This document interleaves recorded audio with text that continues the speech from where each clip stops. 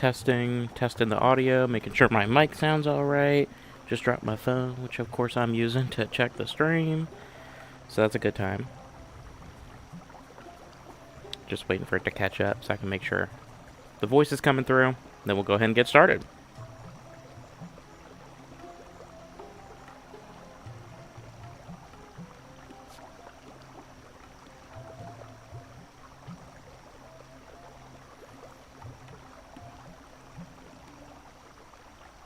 Alright. That all sounds good. It's coming through. I mean, it's the best quality I'm going to get. So, okay. Going ahead and closing that down. So we're going ahead and jumping right into it. Okay. So it's going to be a lot more concise since compared to last time. But we're right back where we left off. Just are about a little over halfway through Chapter 2. But real quick, before we jump in started, let's recap some trophies that we're looking at. We're going to try to make a lot of progress today in particular. Compared to last time, that was more of, first experiences with the game, getting back into the swing of things. So, like we talked about, I think briefly, is that it looks like there's a few trophies exclusive to every area. We talked a little bit about these two. These are the two relevant to Chapter 2 as Bentley climbed to the roof of Rajan's palace. And I'm not sure specifically which building that's referring to at this time, just because in the whole grounds are his palace grounds. So, I don't know. But I don't think we can do that until we have the hover pack, so I'm not even going to make an effort to attempt it right now. I'm going to wait till we have that. And then as Murray bring a guard to the safe house, as we discussed, we need his upgrade to let him jump to do that.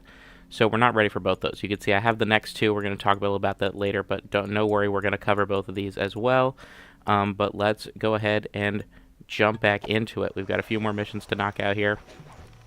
Pretty straightforward stuff, should be simple. And then we'll be almost done with this chapter. We already got the vault, of course, last time around. So, not much left to do in this level. We spent a lot of time meandering about last time, trying to quickly get a hold of all the clue bottles. Now we can just run to every waypoint and take care of it. But yeah. And this next mission we have is actually, I obviously like this game a lot. I wouldn't be here doing this and trying to, get a little backlog of a recording if I didn't feel that way about the game, if I didn't love it. And the guard's about to see me. Whoops.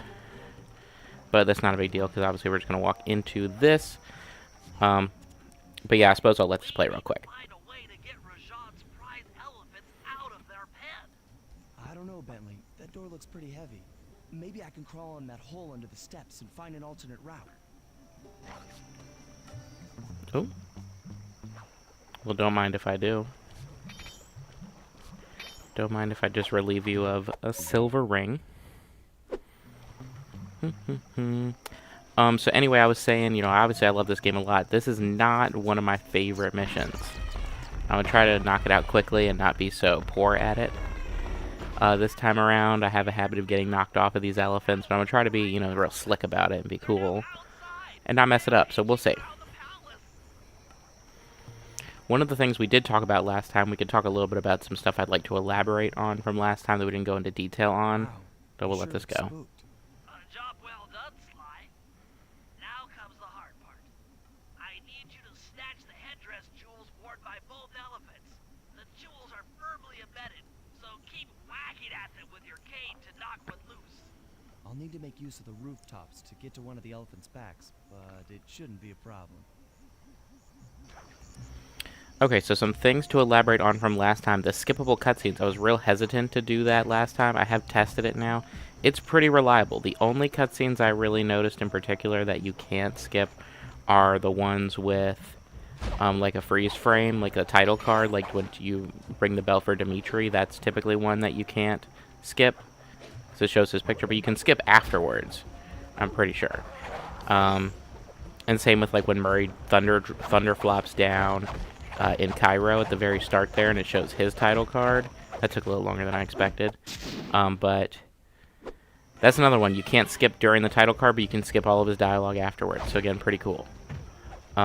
It's honestly, that is a game-changing feature for sure for Sly 2. I went and checked Sly 3. I streamed a little bit of it just for fun. I did a little run through to test the 3D glasses. That was a big deal. So check that out if you're interested in seeing a goofy, sort of running through that first part of the game to get to the first one there in Venice.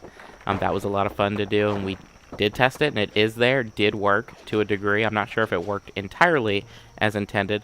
And I really thought an elephant was going to run by here. Okay.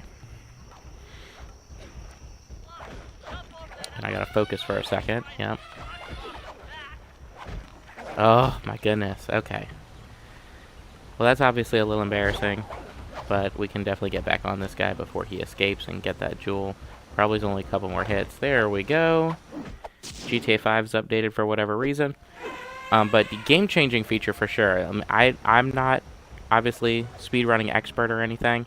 But last I checked, last I heard, they were still very much favoring, like, episode speed runs.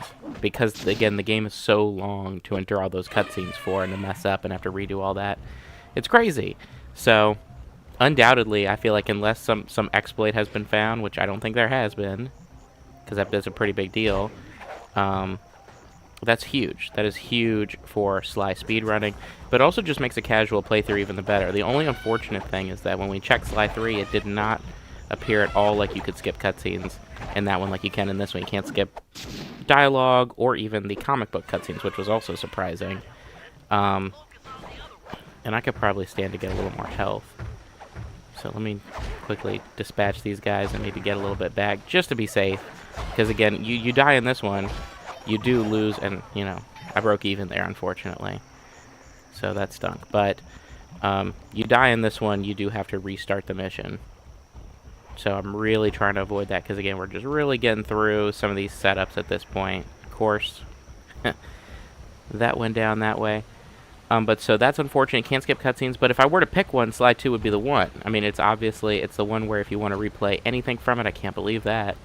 But if you want to replay anything from it, you have to replay the whole game. So if there's going to be any game to let you speed things up a little bit, it'd be this one. So that's my take on that. That's obviously huge. It's basically a new feature for this release, because the PS2 version and PS3 version did not have any sort of skip feature. So that's kind of insane.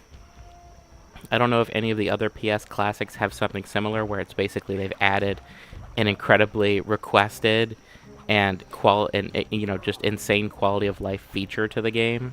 I doubt it, but I still gotta play Mr. Mosquito, so we'll see. And I don't know if I've ever done it like that, but that is gonna probably be a wrap here. There we go. Excellent.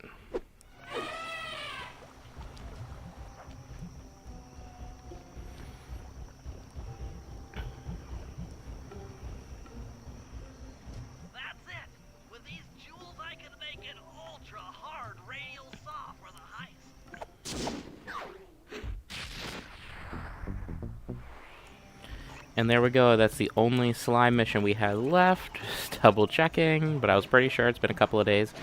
But let's go ahead and knock out this Bentley mission, which is a really fun one. I love the RC chopper. So, much higher quality mission coming up here. But yeah, basically that's what I'm getting at. The being able to skip cutscenes is super cool. If they end up adding it to Sly 3 through a patch, that would be pretty cool too. But yeah, that's one of the things I wanted to elaborate on. And some other things. So I researched some other things since last time when I had booted up the Sly collection. I still had it fresh in my PS3. And I wanted to check that out because we talked about, in the first stream, there was concern over like some sound effects and some animations.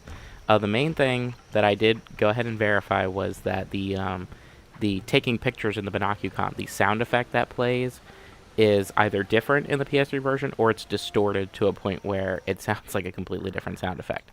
So that was really interesting, and this version, like we saw, has a little animation where it sort of slides off the screen. I mean, it's just a drag off the screen. It's not so much an animation, but it's a little detail that's there. And weirdly enough, in the PS3 version, it is not there. I went and checked. They actually, I think what they have done, if I'm guessing about just from what I can see, in the PS3 version, it looks like what they did is because it's widescreen, and because in this version it's already kind of distanced from the screen. Because they were widescreen, they decided it was too far away, and they decided to freeze frame it. Every time there was a picture, it would freeze. Instead of going back and then sliding off, they froze it and then just made it disappear. But I'll stop talking for a second. Well, be careful. Chopper parts aren't cheap. Hostile has been sighted. Hey, Bentley, use the left analog stick to steer the chopper. drop bombs. If you lose track of the Jeep, I'll project a holographic targeting arrow. Follow it back into the action. But yeah, basically it's super cool. That's all I'm getting at. Hard to dodge 'em. And it's just an interesting detail. There's a bunch of things. I noticed something in next chapter too. Again, we have to talk about that. But I noticed something in next chapter as well that is messed up in the Sly Collection port. That'll be interesting to note. There's probably other things I'm going to notice throughout the game, because that's to where I played. I played a little bit ahead to check some things out. That's how I got those 2 trophies. But I, of course, still have this sort of save file, or rather I made this save file because the original one is the one that I played ahead with. But we're going to run with this one until we get to a certain point where we catch up, and then I'll switch back to that one, which is just getting through all the setups and the clue bottles and things in Chapter 3 and knocking out those trophies. But again, we're still going to knock those out here anyway. We're going to do it again. It's very simple. Mission and we'll have clear skies for the heist.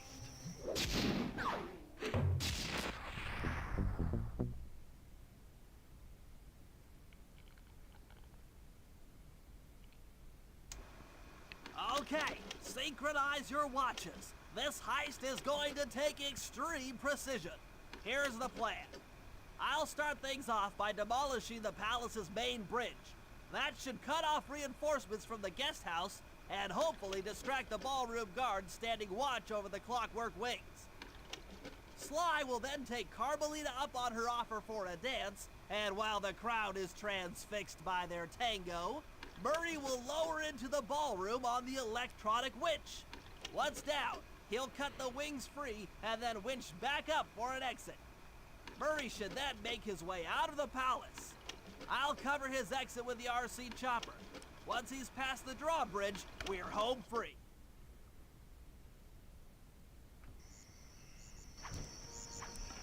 All right. And I do have some stuff to talk about. I don't have something to say about every mission. A lot of missions are really simple, especially in Sly 2, even though they're still a lot of fun, you know? And that's sort of something I've grappled with Sly 2 to Sly 3. Sly 3 has more complex missions, but Sly 2 is just, it's more focused on the core gameplay, and it's a lot of fun. But we're running over to the operation here. Operation Starry, whatever it was called. I already forgot. This chapter is called Starry-Eyed Encounter. Operation Hippo Drop, which I think is this one, or maybe that's Rumble Down Others. They all have weird names. But this is a pretty cool operation. I like this one a lot. This is definitely the one out of all of them. Off the top of my head, I can't remember what Sly 4's operations really came down to. But this is definitely the operation that, like, 100% goes according to plan. No complications, nothing. It's the only one, I think, of its kind. Into position. You still think you can demolish something that large? It doesn't take an engineer to figure out how to blow up a bridge. I'll start by placing charges on all of the lower cleats. Once the structure destabilizes, those retainer rings on the upper cleats should pop right off. That should enable me to bomb all of the upper cleats, which will bring it all crashing down. Just watch your head when that thing gets unstable. We need that brain of yours in one piece. I'm also wondering, I'm thinking now, is this the only heist where you don't control Sly at all in a conventional sense? Because off the top of my head, I'm having a hard time thinking of another heist that does that. It's Bentley. It's like Bentley, a minigame, and then more Bentley. So that is pretty interesting, but again, it's a great heist. It really shows the synergy of the team and how great planning can make, you know, something happen here. And this is just a great set piece, destroying the bridge, obviously. It's kind of crazy, it's some levolution, even if it doesn't stick. It's just very cool to see something like that, especially in the year this game came out, 2004. So it's just really cool. Oh, I think I only got that one once. Yep. And we can get right off the bridge. You don't have to do that, obviously, but I always like to do it like that because it feels right. Okay, Sly, the bridge is down. I'll warm up the van and get ready with the RC chopper. Good luck. That's cool. I could see like birds flying around in the background, disturbed by the bridge breaking. Take all the manpower you need and look into it.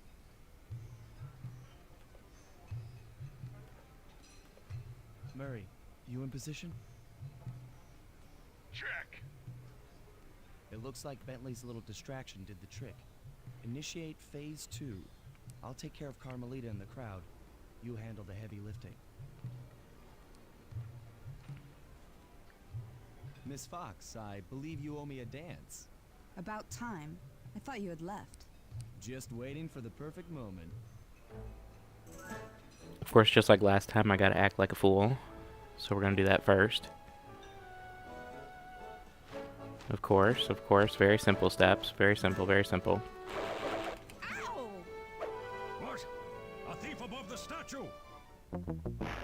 Just wanted to knock that out, just, you know. Get a clip of it. It's very funny.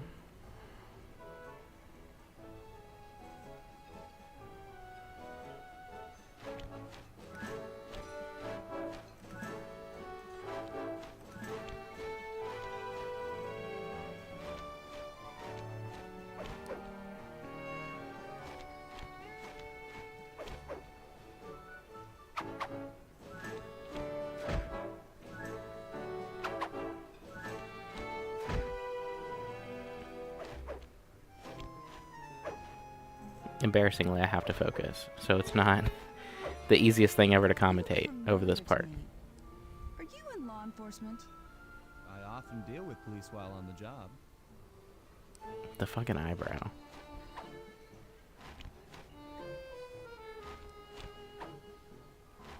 Ooh.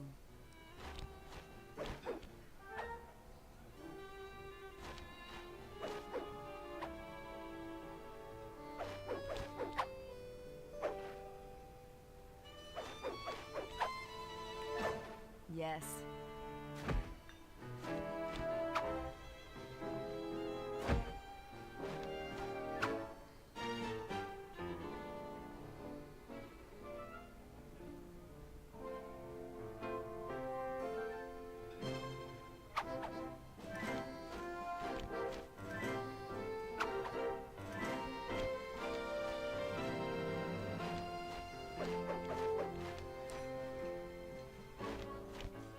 It is very amusing to see Murray carrying up the clockwork wings.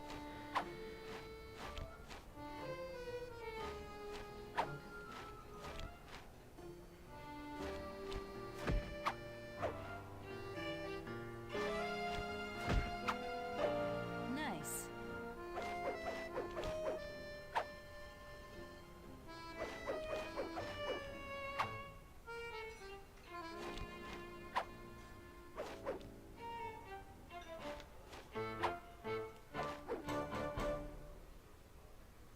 Tell me, stranger, what's your name? Why ruin the moment? Huh? I don't understand. The wings! What happened to the clockwork wings? What? How? Who could have? What? Cooper!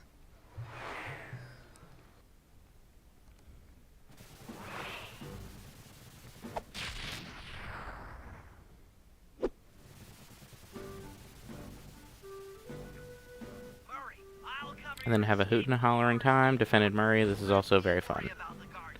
Anytime with the RC chopper is very fun. It's probably the most fleshed out sub game in the game. Of course, getting used throughout several chapters and getting used in several operations as well. Whoops.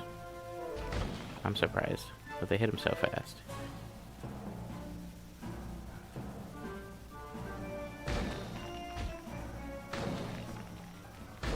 There we go. Oh my gosh. Actually forgot which way he was going for a second. But again, very straightforward. Very charming. Not much to say beyond that. Nice flying, Bentley!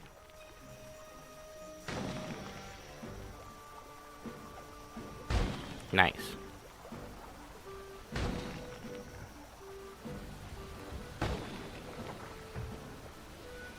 Not far to go!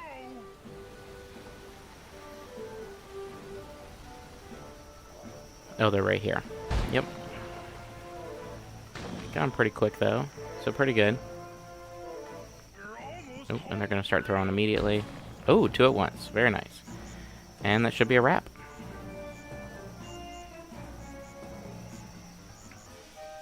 punch it!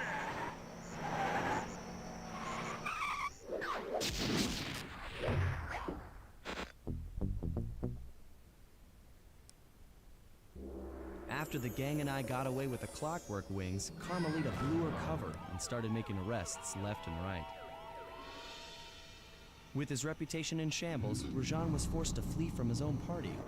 He's now in hiding, somewhere deep in the jungle. The gang and I took a break and headed for Bollywood. It took some doing, but we eventually snuck Murray onto the set of a full-blown Indian musical. I was happy the guys got to unwind, but Rajan was still out there. And somehow, I knew things were about to get tough.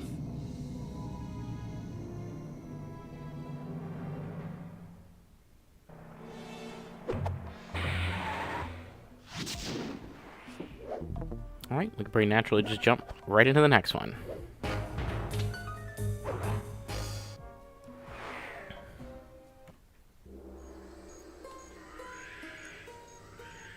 It took some detective work, but the gang and I managed to track down where Rajan had gone into hiding. Somehow, he'd managed to transform a long-forgotten temple into the thriving center of his spice operation, and it's there where we'll find him. The jungle, too thick to drive through, forced us to walk the long distance to our target. We ran into a few problems along the way, but pushed on. For the temple was more than just Rajan's hideout. It was also home to the Clockwork Heart. A pump so strong and tireless, it could increase spice production tenfold. Good for Rajan, but awful for the rest of the world. Hope he's not counting on that heart too much, because tonight, it comes home with me.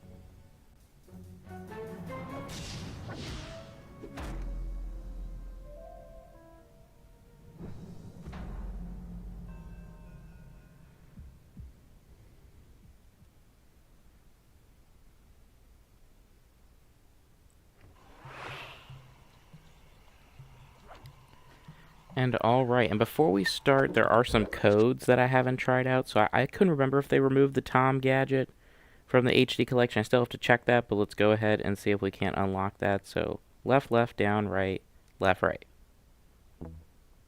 I heard a sound effect. Does that mean it worked? Yes, it did.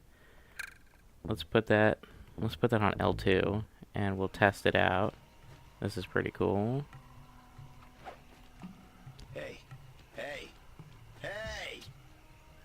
And yeah, can't remember if they removed that. That's obviously the host of Toonami long since, I'm pretty sure, discontinued Adult Swim Cartoon Network block for anime and stuff. So pretty cool. I don't know how they ended up getting it in the game, but that's a code that I wanted to test out for sure. And it still works. You think that would be a licensing issue, but I suppose it isn't. So somehow it's still here. And so one of the other details on our way to the... Oh my goodness. That was unfortunate, and I'm disappointed in myself for sure for that, but it's somewhat amusing. The thing that I wanted to talk about, if I could stop making a fool of myself, here, let's see if that'll get me out of here, is these mushrooms. In the HD collection, I'm fairly certain, I didn't even have to go back and check, I'm just fairly certain that these mushrooms are, like, discolored. I'm assuming in this version, the situation with them is that they are being hit with some sort of shading or some extra textures or something over top of the standard texture, and those are broken in some way in the PS3 version. So in the PS3 version, all of these mushrooms are like bright red. That's what I assume. I assume it's shadows or lighting or something is contributing to their design in this to make them fit in with the environment. So that's pretty cool. I completely forgot, and it's funny because you forget something, you remember that you thought about it before. You know, I have played this game, or I played the HD collection and thought, huh, those look kind of weird. But I've been playing it for years, and I guess I just got used to it, and then I remembered all the way now that probably the very first time that I played the HD collection, I thought that the mushrooms looked weird. But again, haven't thought about it since because I've just been using that version. And, you know, no slight to the HD collection. I don't want to, like... you know, dunk on it all day and all night. It's a great way to play the games. It's been the way to play the games for the longest amount of time. It's been the most accessible way, and I think now it's probably been replaced. I kind of want to look into that, but you know, I still appreciate the HD collection for being there during a time where, you know, without it, the games would have been even less accessible. But yeah, we have another 30 clue bottles to find. This level, I'm always worried I'm going to miss a bunch. And unlike the last two chapters, the mission that houses the safe as part of its level design is actually much, much earlier on. It's in the first half of the chapter rather than the last two where it was in the second half. So real quick before we start the mission, I'm just grabbing a few. Luckily, we do have another mission in the first set that we can do. What you doing in the pond, sir? But we do have another We have another mission in the first half that we can do that sort of takes us around the whole map. So we'll be doing that one first and trying to grab as many of the clue bottles as possible. But yeah, let's go ahead and nailed a few of these. Again, a lot of them we're going to get during that mission and on our way between missions, so we'll just get started. Sneak into the temple and take some recon photos so I can assess the situation. Just be careful. If you get hurt, the nearest hospital is 106 miles from here. According to my map of the area, there should be a hidden passage into the temple behind that waterfall. Nice work, Bentley. I'll take a hidden passage over the front door any day. Now, before we grab this, there is a couple over here that I'm aware of. I need to stop being so reckless with the guards, especially in a level like this. It's a very cool level. It's a very atmospheric level, and it's one of the more challenging ones, I feel like. But I'd like to not make a fool out of myself and, you know, treat the level disrespectfully and, in turn, be disrespected back. That's my thoughts on that. Of course, this guy, easy peasy. And is there a clue bottle over here? No. Okay.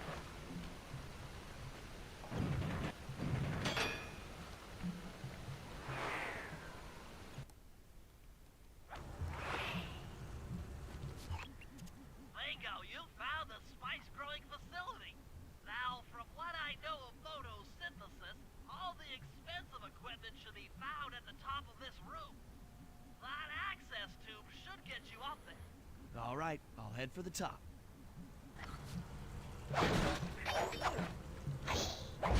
Come on. Not funny. Ooh. I'm not going to go for it. All the treasures are probably the same in this one, but also this isn't the main file like we sort of talked about, so I'm not super worried about maintaining our treasure totals. We'll be still getting all the treasures, though, in this file, the ones that are scattered around the map. I think there's also one in the main file that we missed that we still need to go back and get. Also, I'm surprised I killed them so quickly that guard was not alerted, so that was pretty cool. But we haven't much to knock out with this one. It's fairly quick. Just take out these snakes. These snakes are pretty funny. Oh. Some of the vines around here are really slippery. Jump and hit the circle button to go for a ride. Thank you for that, Bentley. But indeed.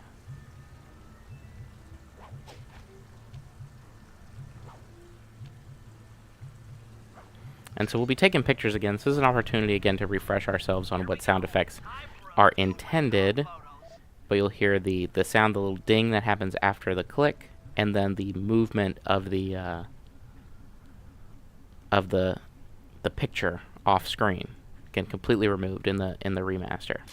Looks like half of the heart is being used to super irrigate the spice plants. Check it out. Rajan's carrying half the clockwork heart on that stick. There's the entrance to this level, only I can't figure out how to get in here from the temple's exterior. That crane is keeping half of the heart suspended. Bring those photos back to the safe house. We'll really need to think about this one.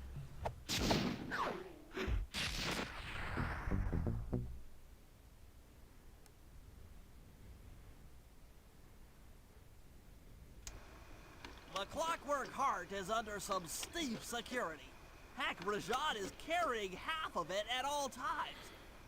To get at the goods, I'll need to gather some more information. Sly will plant a bug in Rajan's office. while I lift the spice operation blueprints off the Spice Lord while he makes his rounds. Unfortunately, while we're collecting intelligence on him, he'll be collecting data on us with an elephant-driven satellite array. Take it out, or he'll be able to intercept all of our communications. Hey, you could see Sly in that picture. I never noticed that. But okay, so we're going to take to it as Sly first, and we're going to do that last mission mentioned first, so we can continue hunting down our clue bottles. We're only 5 out of 30, so not much, but we didn't look for a whole lot. So let's go ahead and just get the mission started, and then I'll sort of show my route, my rough route. To monitor all of our communications out here with that elephant-driven satellite array. That's pretty grim. You got a plan for shutting it down? Don't I always? Now, the local spice plants are illegal for good reason.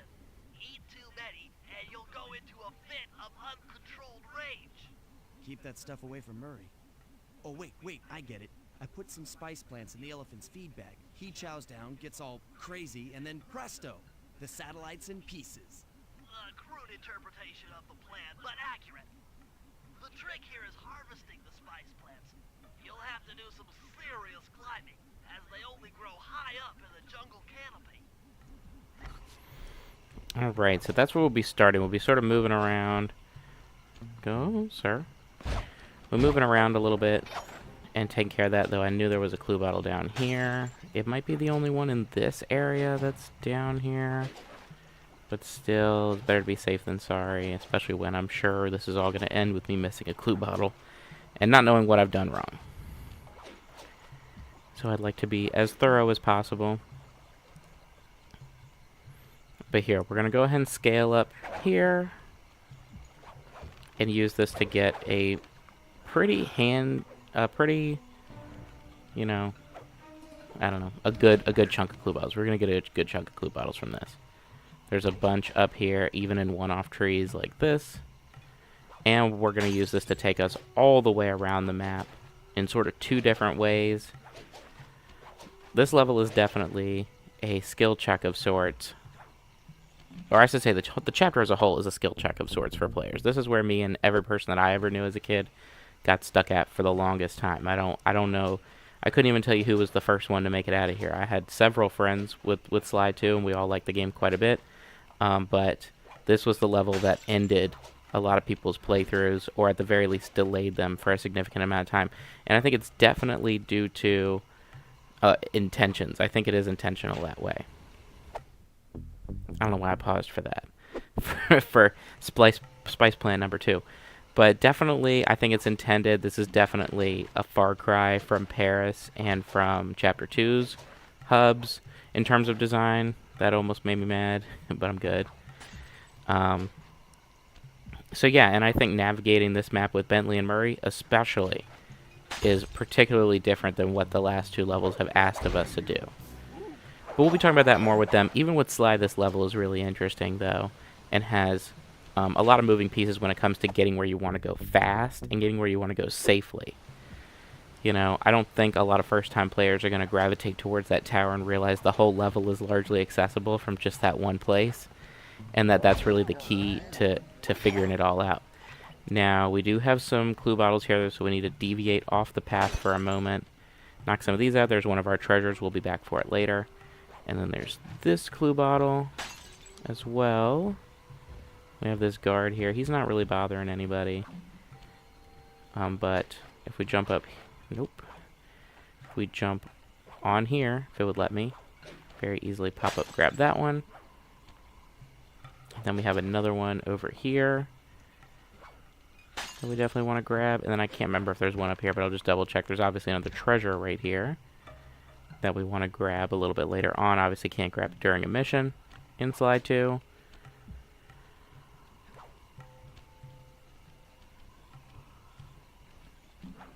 But yeah, and then let's go ahead. We can climb back up the tower from before. Whatever. I know I said I was going to be less reckless. But here, while we're on this side, we might as well grab this clue bottle. Oh my goodness. Okay. But yeah, we might as well grab that one and then head back for the tower. And make our way back up and around because there's still some more to do up there. But we're already halfway through the spice plants. The spice plants are all in pretty neat pathways. It's not so much finding 6, it's really more like finding 3 or 2 paths. And it'll take you where you need to go. We obviously did the one offshoot of that tree, and then the other one we're going to do in just a bit here. But again, I need to jump back up here because I think we have missed something. Probably a clue bottle. But we're already halfway there. So that's already a good sign. But like I said, in the first 2 chapters, we're not really in the clear until we feel like we're finding a lot of clue bottles in chapter, or in the 20s. If we're like, wow, there's a lot of places we still haven't checked, and we're in the 20s, then that's great. And yeah, see, the getting to this ruby here, which we have to do in a later mission. I mean, that's the only way to get up to it. There's just one route. And you saw, again, it's not super obvious. It's even a little complicated. Again, for first-time players, that route's probably not going to jump out at them as the way to get there. And then let me just make sure there isn't one on this bridge, like off the side or something. I'm not seeing it, so let's continue our way around.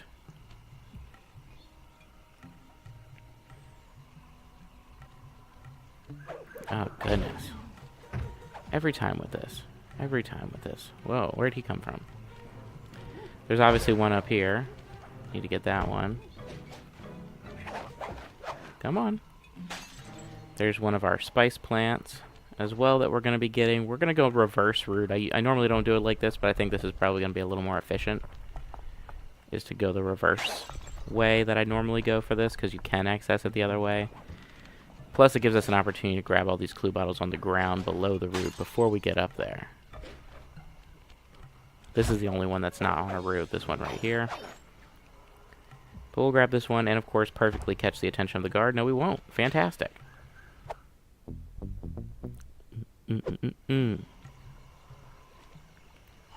Alright, and then... Can't remember if there's one by the truck here. Doesn't look like it. And then so let's go around up here. We still haven't gone through the the really low area down there. There's obviously going to be a few down there.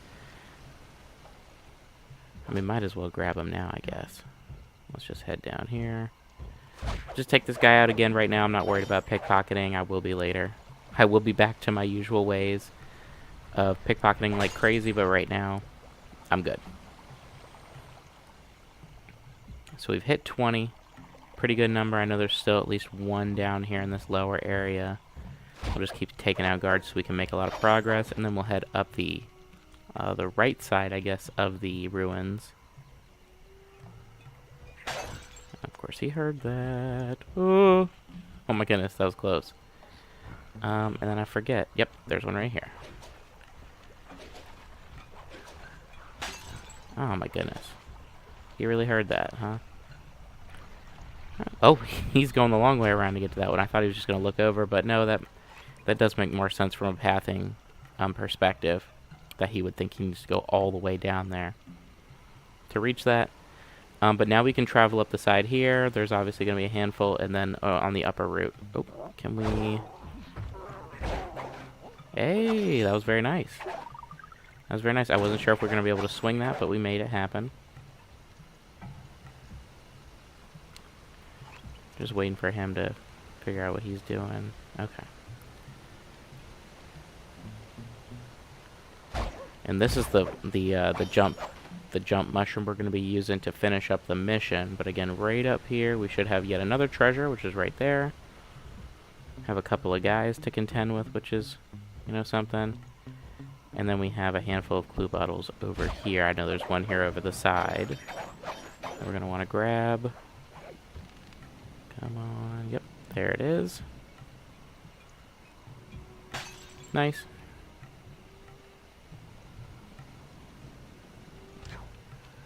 And then obviously we saw that one right there. I'm not sure if I can make it from this jump. Let's see. Oh yeah, that was effortless.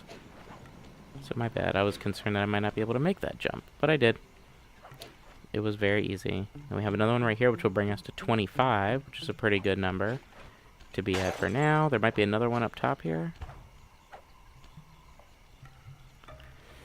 No. So we're at 25, and we still have that upper route to do, but I'm wondering now what I might have missed. Because I don't think there's 5 clue bottles along this. Oh, wait, there's one right there. Hold on. Oh, and there's another one up there. Oh, fantastic. We might be in good shape after all, fellas. We might be in good shape after all. If I can just figure out... Oh, well, you know what? I'll just jump from the upper part. Excuse me, sir.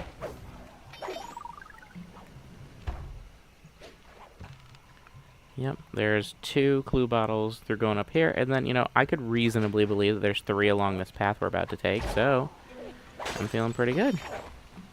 I'm feeling pretty good. Now, if there's only 2 up there, obviously I'm going to be feeling pretty bad. But let's be in high spirits until we get there. Oh, wait. Oh, wait. So there's that one. I knew about this one. Because I always think there's one on the ground part. Like, there's always one down there, and there isn't. It's just that one. And now, I know there's guaranteed one more on this path. So we just have to hope there's also one maybe on the top of this structure. But actually, there probably isn't. There isn't going to be one on the top of this structure. But there could still be some promising level design. I haven't missed any yet. For a second, I got a little concerned there. But no, I'm fine. I'm fine. We're going to make our way back up here rather slowly. But, again, safely.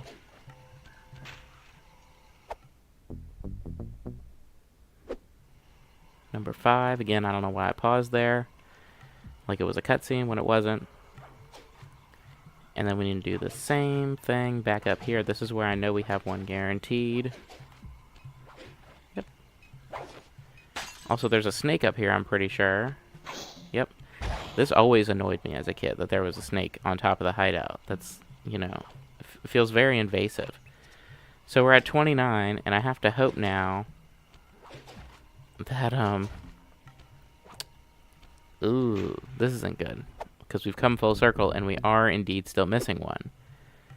Let me think. Fly, now take all the spice plants you've collected to the elephant's feed basket.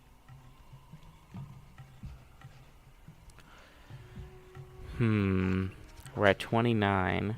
What did I... That was not intended.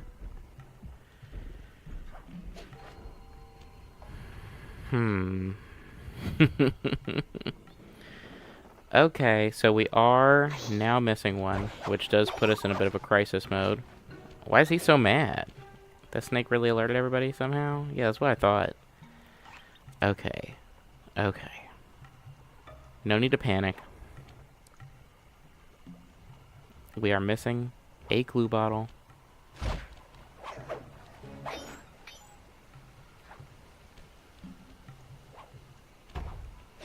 I'm trying to listen to the level very carefully. Though I did just think of a place that one might be. Hold on. I'm going to be quiet for a moment so I can listen to the level as I walk through it. But I have an idea.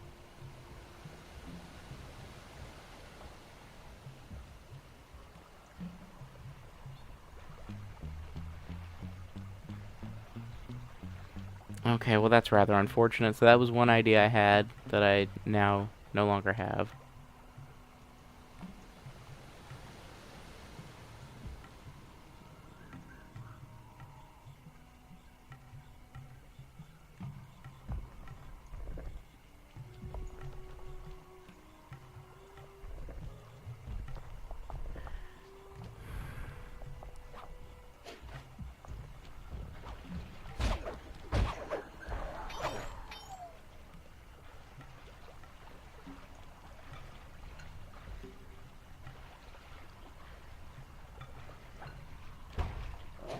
Oh, of course.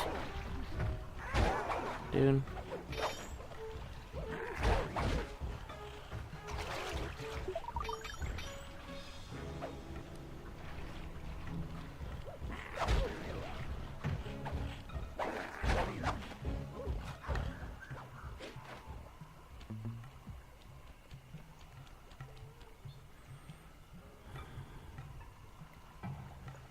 We didn't come down here yet. Is there always one down here and I didn't think to come get it? We've mostly ignored this area. Dude. But again, I'm not seeing one right here.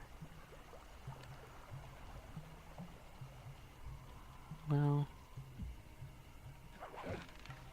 this is interesting. Oh, sir.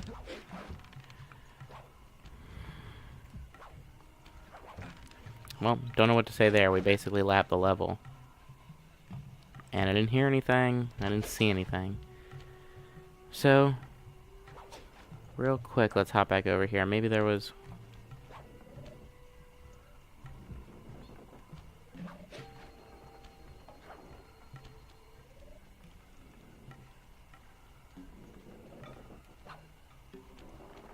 Okay.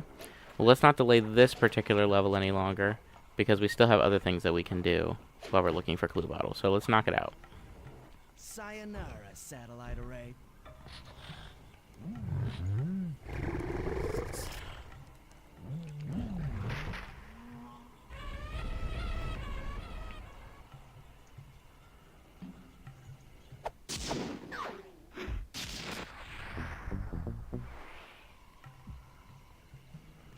It doesn't help that I keep thinking I can hear a clue bottle. But anyway, like I said, we got stuff to do.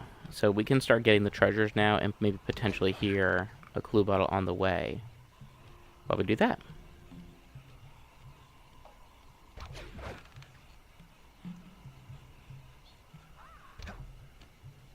And I mean, I went to all the trees.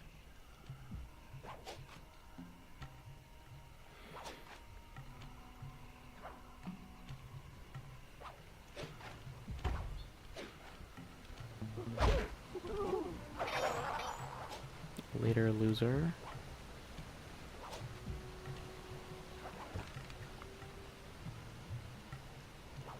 I'm constantly being tricked into thinking I can hear one.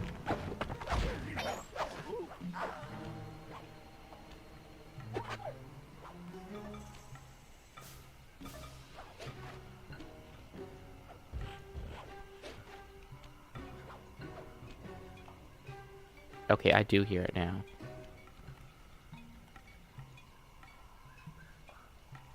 Well, we're gonna remember it's right there.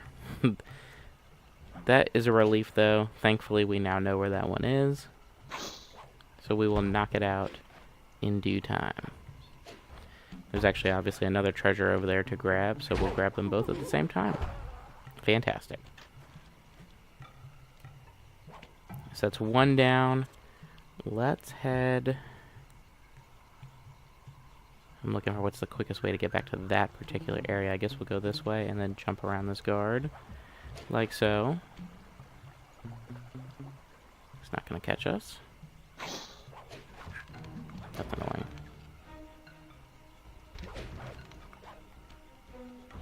Oh, hello. This is great. We're going to have some company while we search for this last clue bottle. Oh, I do remember this one. Dang it. Yep. That is a well-hidden clue bottle. I actually remember hearing it before. So, okay. Let's go ahead and grab the next treasure, the one that's also over here, right in this direction. And then we'll queue up our next mission where we can unlock the vault and get the trophy for that. Easy peasy, because again, one of the trophies as well for every chapter is getting the vault, so you do need to 100% all the clue bottles in order to get the platinum. Which again is cool. I mean, it should have been like that from the start, in my opinion. You know, I loved the Sly 2 Platinum as a kid because I was able to get it, whereas other Platinums felt impossible. But Sly 2's Platinum really is ridiculously easy. To a laziness degree. Like, whoever was in charge of PlayStation trophies for that, I'm assuming someone at PlayStation was in charge of that, they really fumbled it. With Sly 2 in particular. Again, I have no idea. It almost leads me to believe that maybe it wasn't someone at PlayStation, because why would Sly, the whole Sly trilogy, get really easy trophies, and then, you know, every other game is like 100% it. So, actually not too sure about that. But the trophies, that's another big thing that makes this, I would say that, oh my goodness, I did not think he was going to see me climb up that. And he did. And my goodness, they are really throwing their things at me, and I would like to not be interrupted anymore. So let's do it that way.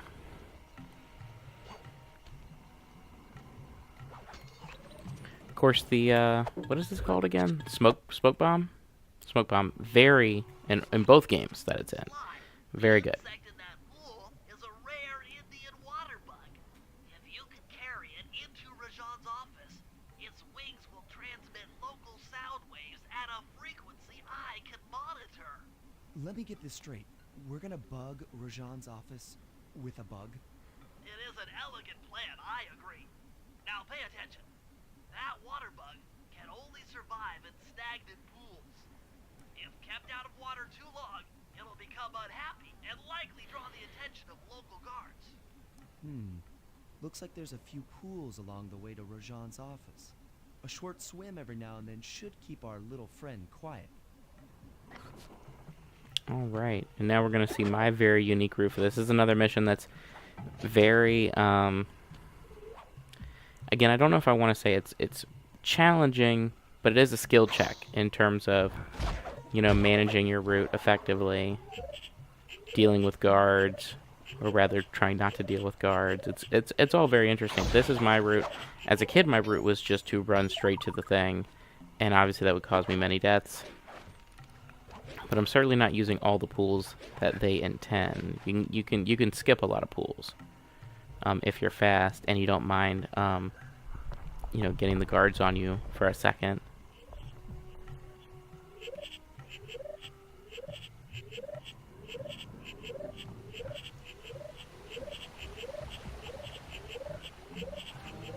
This was a bad idea. I should have stopped for the pool back there, but this is fine.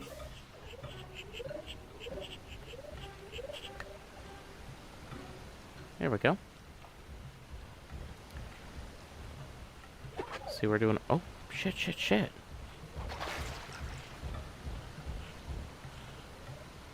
Ooh, I didn't like that, but this is an interesting hiding place that I've found for myself. Why don't you get lost, dude? That was uncool.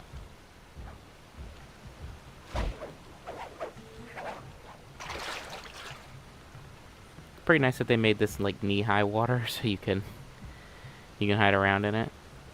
And yeah, I do not like the looks of these guys either. But that's fine. We're just gonna grab this little buddy. We're gonna do that again. Why not? Oh, thank God, this one didn't hear me. Oh, well, it doesn't matter. There's pool number 3. There's another treasure. We'll get that on the way out of where we're going. So that'll be nice and convenient. And then we'll crush the bug. You can hear him up against the wall as we do that. So we've just smeared him, basically. And then we're all good. Get out of here, man. Very stressful mission as a kid. Very fun mission now. Because you get to play around with some options. For sure. Ooh, that was a close one. Almost messed it up right there at the end. That would have been embarrassing. I'm already tuned into the bug's wing vibrations. I'm a genius.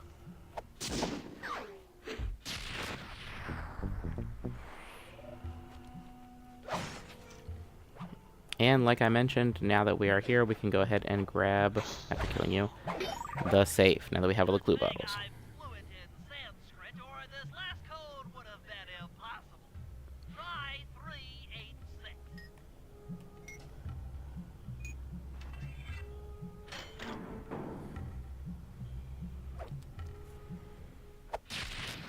Voltage attack. And I'm going to have to check and see what this is.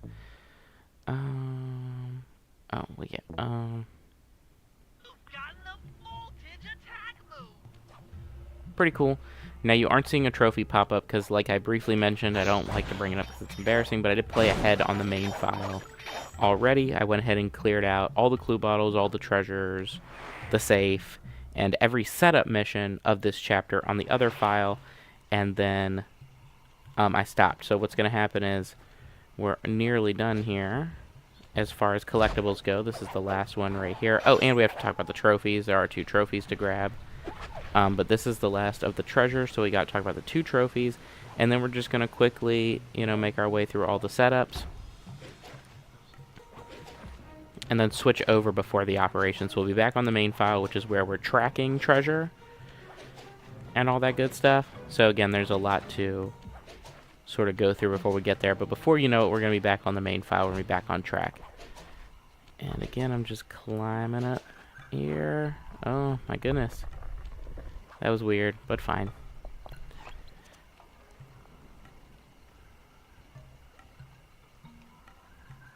I'm thinking probably the easiest, safest way is just jump down here.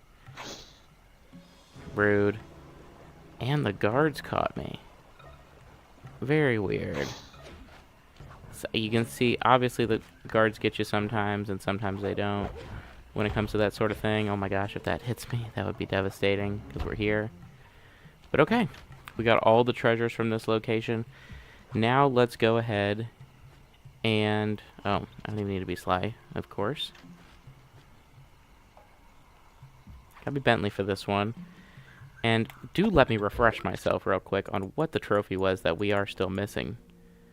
Because I'm remembering one of them, and then I'm not remembering one of them. The two trophies are... that one... oh, yeah. Okay. Straightforward, no problem. Alright. So let's get Bentley over there, and they definitely put him...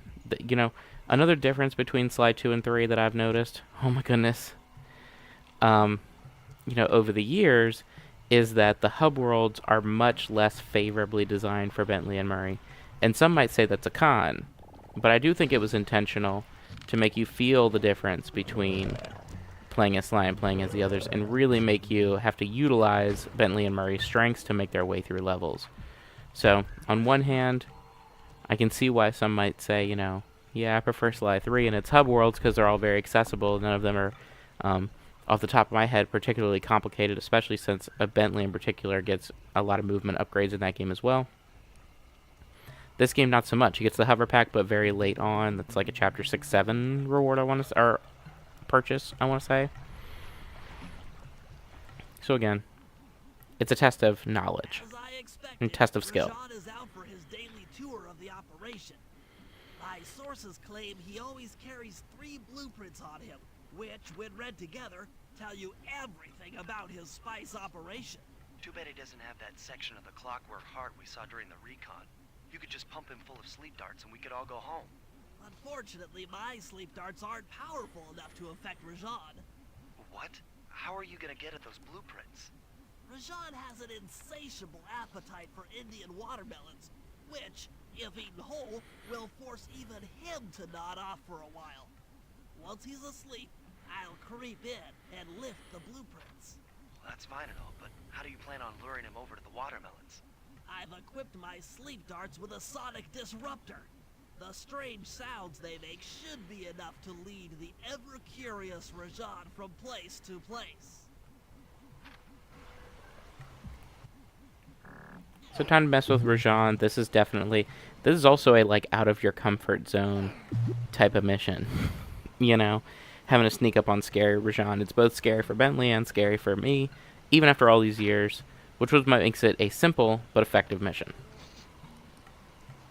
The only thing I don't like about it is that the sound wave lures in all other enemies, and so you often find yourself in a situation where you're fine with Rajan, but you are not with the other guards, and the other guards will lead him to you.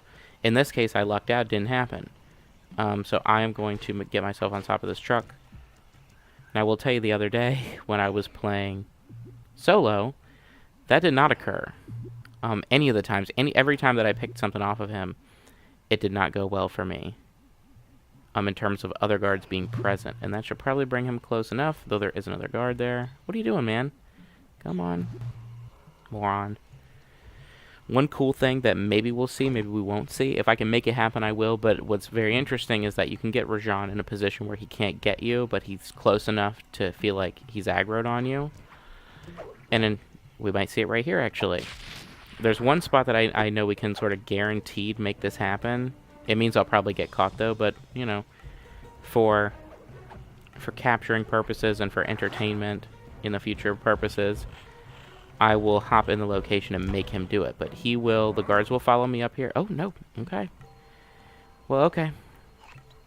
Basically, if he's still chasing you, if he still is on your radar and comes over here, you will not lose him, and he will do his attacks from his boss fight. So that's pretty cool that he's still, you know, it's him from the boss fight, just not aggroed. So pretty cool. That's not going to grab him, but figured I'd try it. That didn't get his attention either. Very interesting.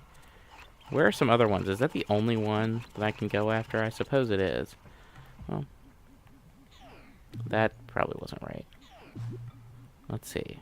How easily will you find your way up to that spot? Okay, fantastic. Let's keep it going.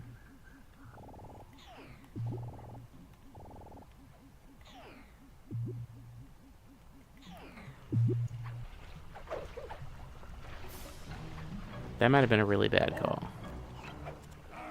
Oh, uh-oh. Viper in the grass. So that's my bad. I thought I definitely got him on that thing, but I didn't account for the guards probably drawing his attention right away from it. Which is annoying, because now I have to guide him all the way back to that watermelon. And he's much further from it now than he was. So, let's see.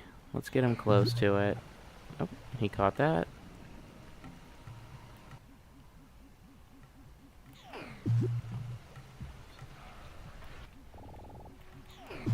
I don't think that's going to grab him. That's for me. It did, though. Oh my goodness. He is crazed. Well, let's have him turn around.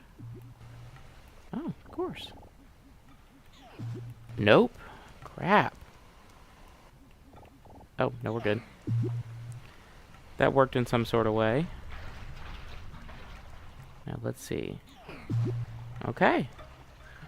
This looks like it's gonna work just fine. We just passed the hour mark. I feel like we've done a pretty good job so far clearing a bunch of missions and getting a bunch of things done.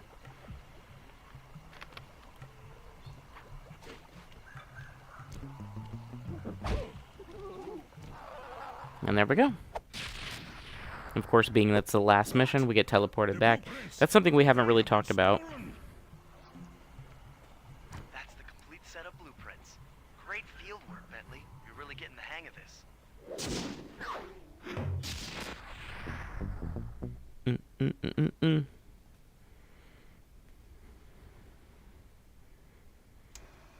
I've got some bad news.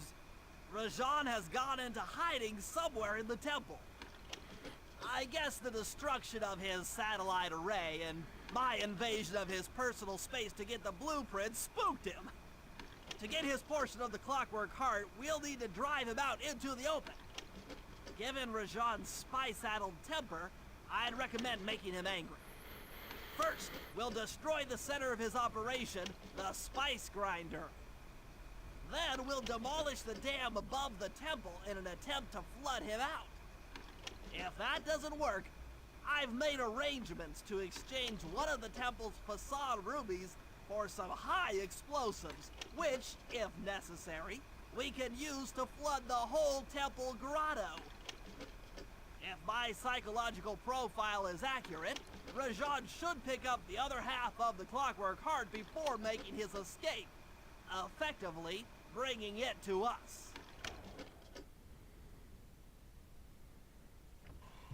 Alright, we've got a good handful of missions here to knock out. And of course we have 3 slime missions. I'm trying to remember. One is the cherry bomb. We're going to do that one last. So we're going to do the Bentley one first, mostly because it's a pretty fun mission. And I'm not sure how many people know how easy it is, really. The mission is surprisingly easy in like an effortless sort of way. I did this on my other playthrough that I did, where I beat these missions ahead of time. So should work again here, no problem. It's always how I've done it, so I don't think it's going to cause any problems with this version of the game. But this mission with the turret, very fun. Let's do it. Rajan's holed up in his temple. Got any ideas to force him out of hiding? My research indicates that tigers have an aversion to water. By destroying that dam, the temple will be filled with a runoff. Flooding him out, huh? Good plan. But I don't think your bombs are strong enough to do the job. You're correct. Fortunately, while monitoring the bug in Rajan's office, I overheard that a new autopilot attack helicopter had just arrived. It's sitting inside this truck. Stay sharp. That dam is sure to be well protected.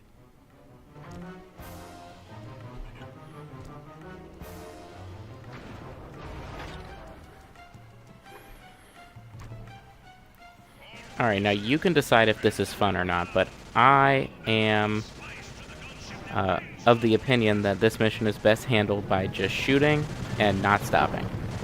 Just shooting till you're about to run out, and keep going. The thing with this is that the helicopters that are firing at us, their pink shots are pretty much guaranteed to miss almost every time. I think we got hit with one, which is somewhat unusual, because as you can see, they're all pretty much missing us. They will occasionally fire these sort of black ones. There, that one right there, or it's at least a dark red. Those are homing. Those are coming for us, and we have a guy shooting at us right now. That's what happens as well. But as you can see, I'm not super concerned with it. You can always beat that just by spamming. And so I always challenge myself to do that. It means I don't have to aim, and I don't have to worry about the other helicopters. It's very quick and fun. It's silly. I don't know if again, your mileage will vary if you consider that fun. I find it fun as it's entertaining, but I understand that that's not very engaging. Ow! Ah! Oof!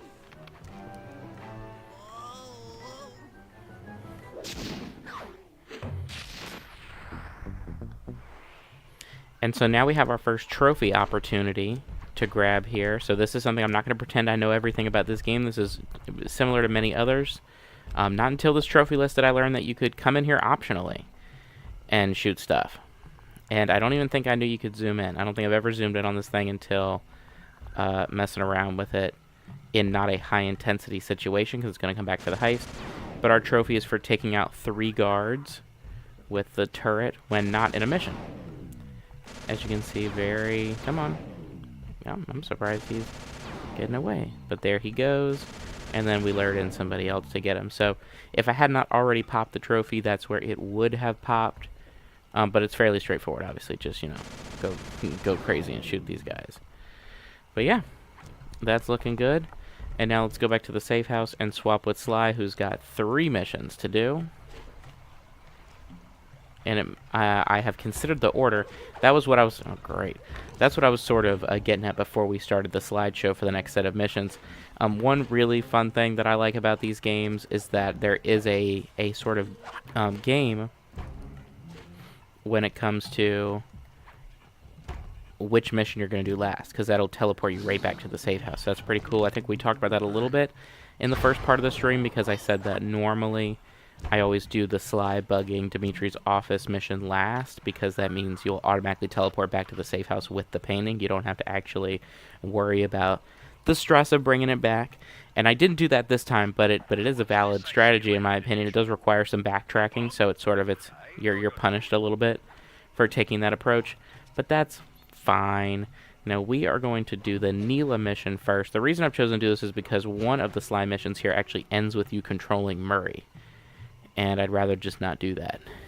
So I will not, and I will do that mission last. Instead we'll do this, and I do have a little bit of things to talk about with this one. Neela's secret.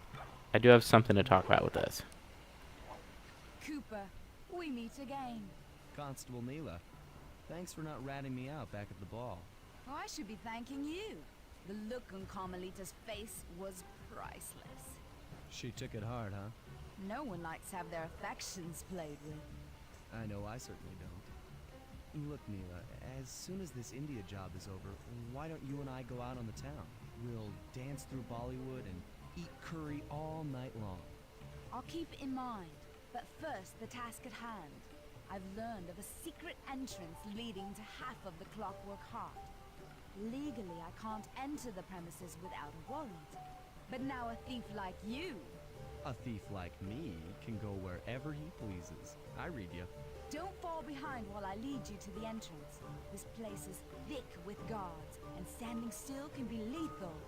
I hear that, sister. Yeah, lovely.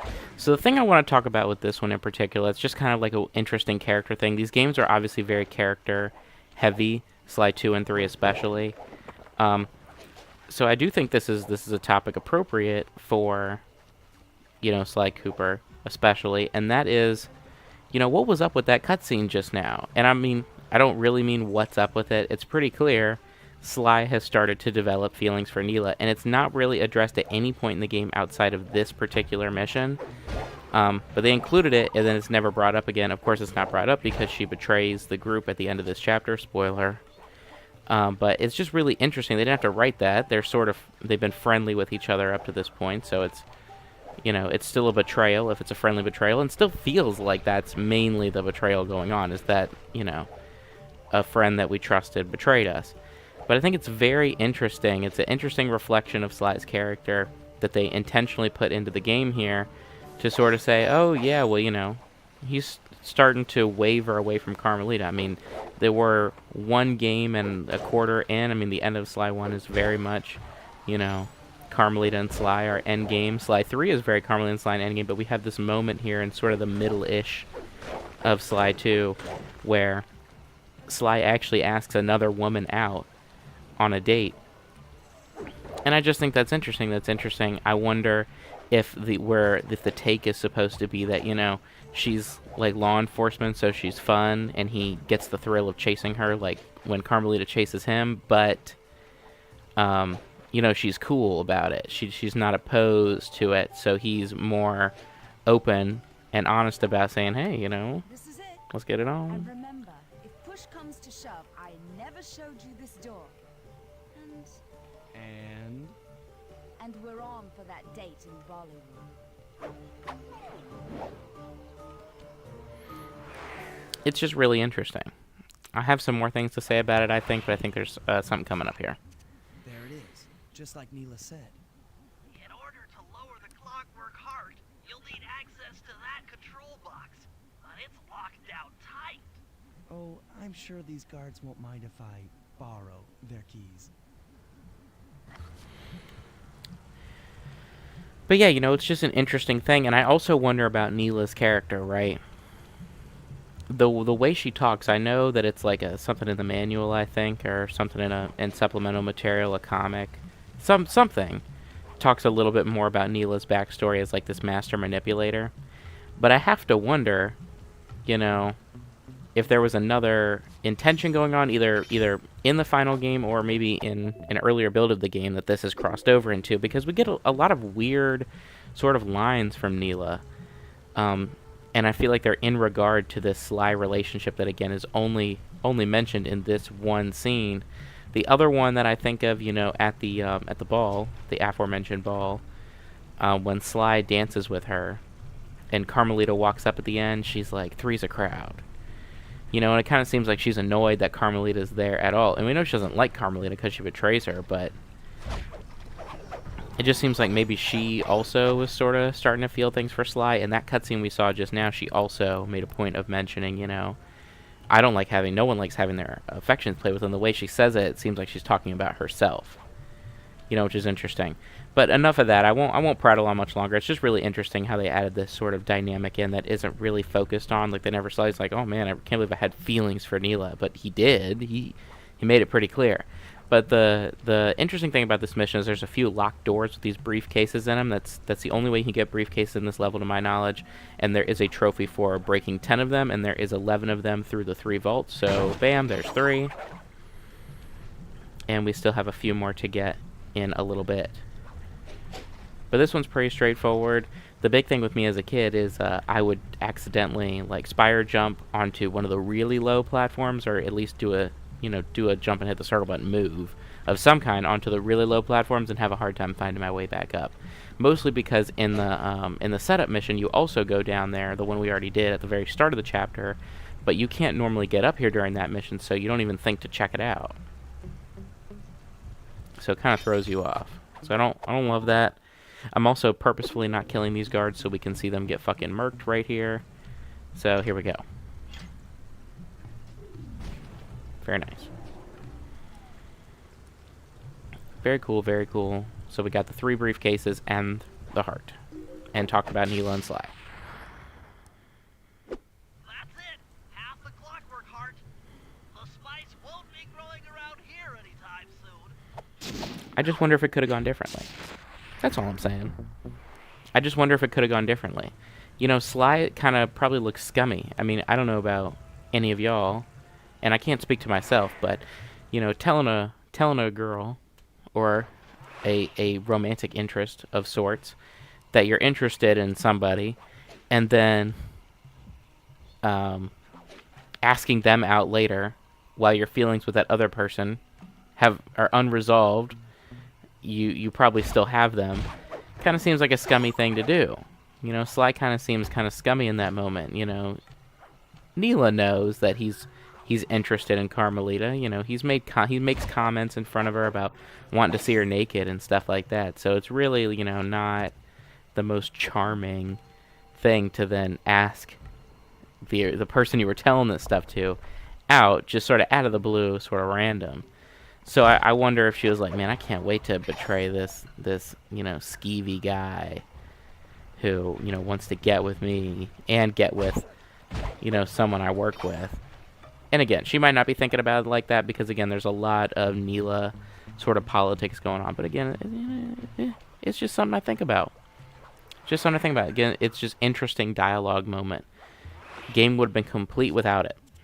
But it's there. Rajan's blueprints, you were near the spice grinding facility. However, the passage is blocked by those laser fences. Looks like they're using TNT to create these catacombs.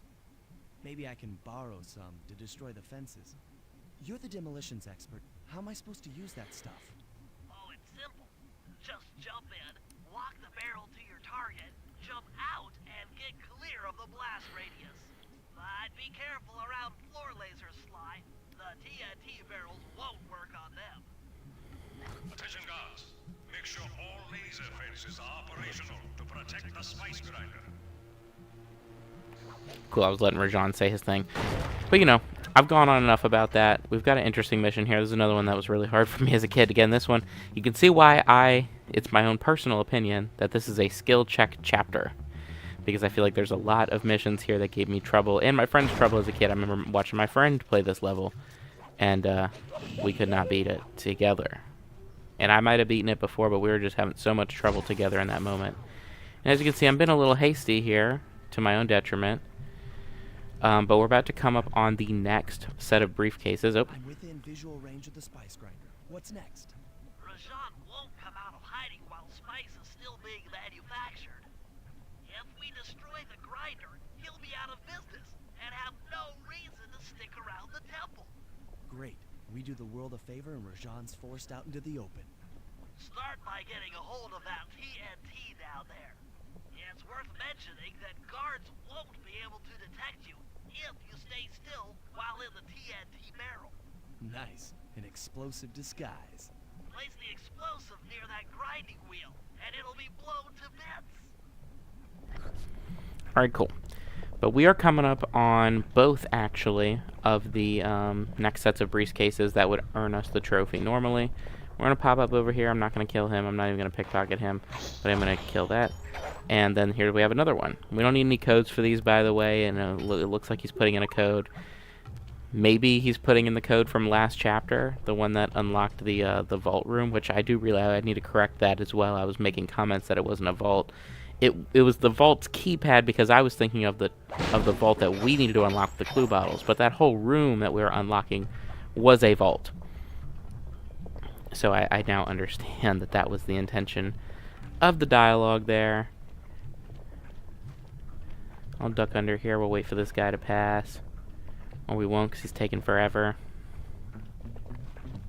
Yeah, we're not gonna... Great. The next set is in there. So that'll give us 11 total. And then we'll be done with that. Also, I just realized that by doing that, we are now... Oh, hold on. I can do this. There we go. Now we can get this guy. And I feel like no matter where you are in the room, the other guy is going to hear you. Like, we're pretty much probably as far away as we can be. And yeah, here he comes running. So yeah, let's just loop back around and get him. Should be really straightforward. Obviously, some shadows are messed up there. Just saw him sort of messing around. Let's see if we can see him again.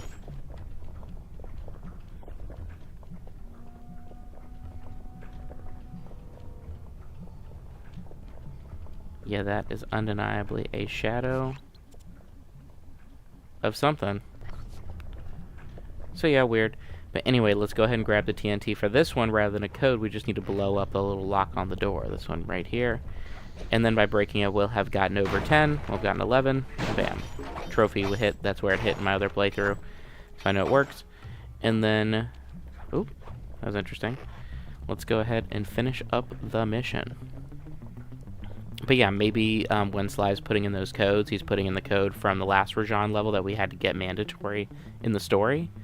So maybe that explains it, because I've always been like, you know, what is up with that? Now, it could just be cut content, like they had this idea where in this level in particular, maybe in multiple levels, you open up these things. This is the only level that has these green door keypads, I think. Maybe one of the Contessa levels has one too in my brain. I feel like I'm picturing one, but this level also looks like, I mean, those doors kind of look like they would fit in with the Contessa, so maybe I'm just thinking about that, but anywho. This one's straightforward. It's just very hard, and it's another one where, like, just like with the one we talked about last chapter, I mean, most are like this, but not all. But this is a level where if you die, you do need to restart the whole level from the beginning, the very beginning. Like, you think we might have earned a checkpoint just now when we got this little scene right here? No, we did not. If I die right now, if this guard sees me and shoots me while I'm walking around in the barrel, it's over. And I'll need to restart. So, I'm going to, to the best of my ability, not make a fool out of myself and do that. But it does make the mission especially nerve-wracking. That was nerve-wracking, seeing that happen. Another thing that has happened to me before in this level, I'm not sure if it's happened to anybody else, but if you see the spice grinder is turning there, I'm supposed to just walk into the spice and jump out, but if you let that thing hit you, it will just kill you. If it touches you, you will die. Also, I left those guards alive for that reason. Spice production has fallen behind. Wait, it's completely stopped.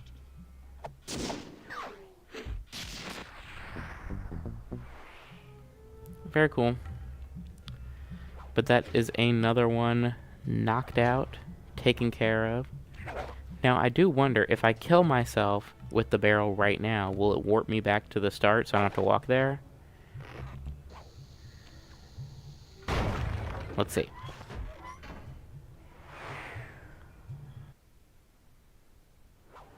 Very cool. That is what we call, in the biz, a speedrun strat. So I like that. I like that. I'm going to utilize that on my next playthrough, so very cool. And now we just have one mission left to do, if I'm not mistaken, and it is the bombed... No, it is called Rip Off the Ruby.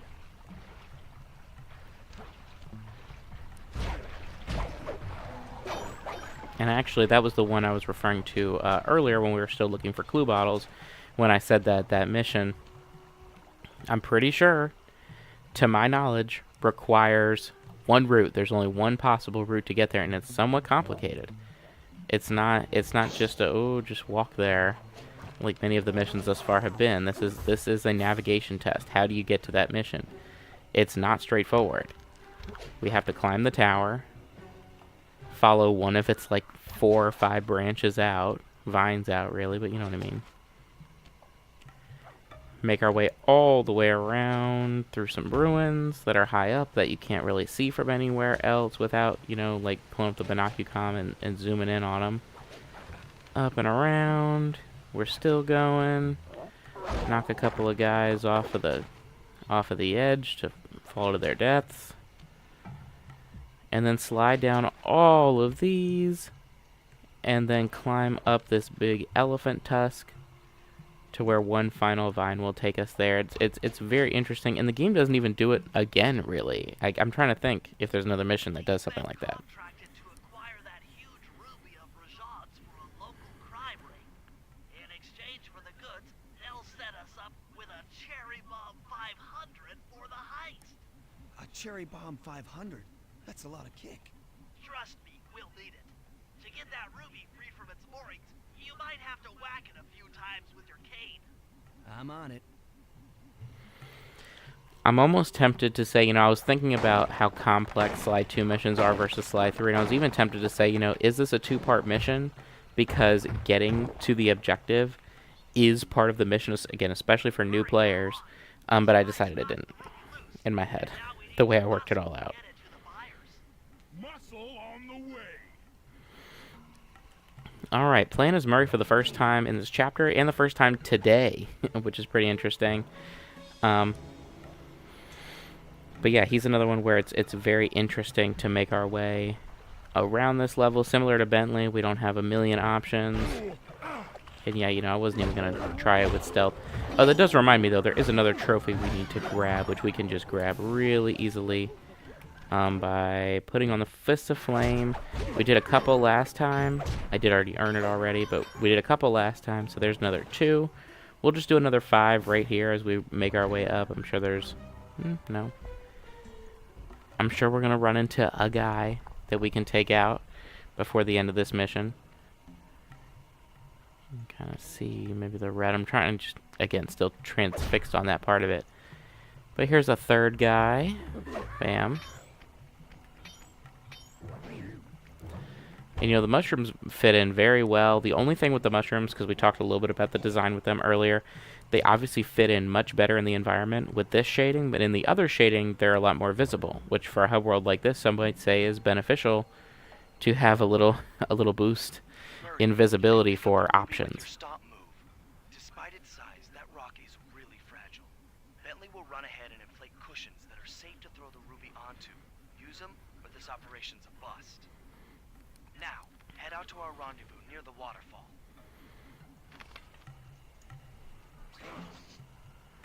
I don't normally like to point out things that are commonly said, like common jokes and comments about these games, or plot holes, especially, because I can suspend my disbelief pretty well. I'm not even sure if this is said a whole lot, but that was interesting that Slice said it was fragile after he just knocked it off a thing and it fell like 8 feet. So yeah, that I'm not sure about. I'm not sure if that's like a common thing to make fun of in this game. Things that I think of that are common to make fun of are like people when they're like, Sly, during the ball, how do the people in the background not see Murray coming down and picking up the thing? They're obviously not snitches. Come on. I'm just kidding. That's obviously just headcanon or me just making up a funny excuse. They're not stitches. They're like, I don't know what that's all about. Whatever. This ruby is near flawless. I'll recommend to my superiors that we purchase it. Take it to our buyer and complete the contract. But you know, again, that was interesting. Interesting comment. I haven't heard too many complain about that one, but I don't watch a lot of Sly videos, so I don't know. I don't know what's common. What I do know is we're coming up on a section that I consider to be a little bit BS. I get it, what they were going for there, but we're in a situation where it's pretty impossible not to get caught by a guard here. Basically, come on, Bentley, put it down. All right. Also, I do love that Murray can do the shimmy, just like Sly and Bentley can. This is the area that I don't really like. I kind of think it's BS that it's infinitely respawning guards, as we'll see. More guards are just going to endlessly come out of the door, so we basically just have to pick a time and make it happen. I'm not even sure what will happen if I hit circle right there. I don't want to punch him near the ruby, because I'll destroy it, I assume. Alright.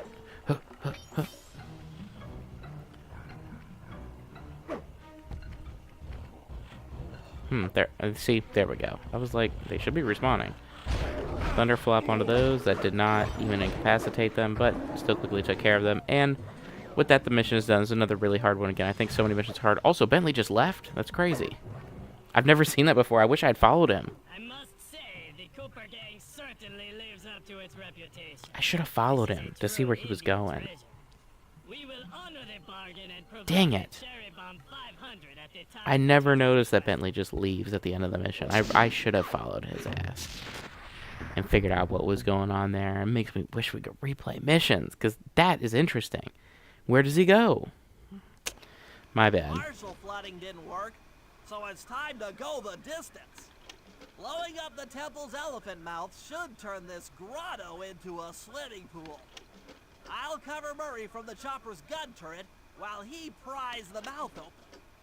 Once that's done, Sly will need to walk the Cherry Bomb 500 into the throat. Then get to high ground as fast as you can. Rajan is sure to show up and be extra angry. Jump him, snag his house Jump on him. the Clockwork Heart, and we're out of here.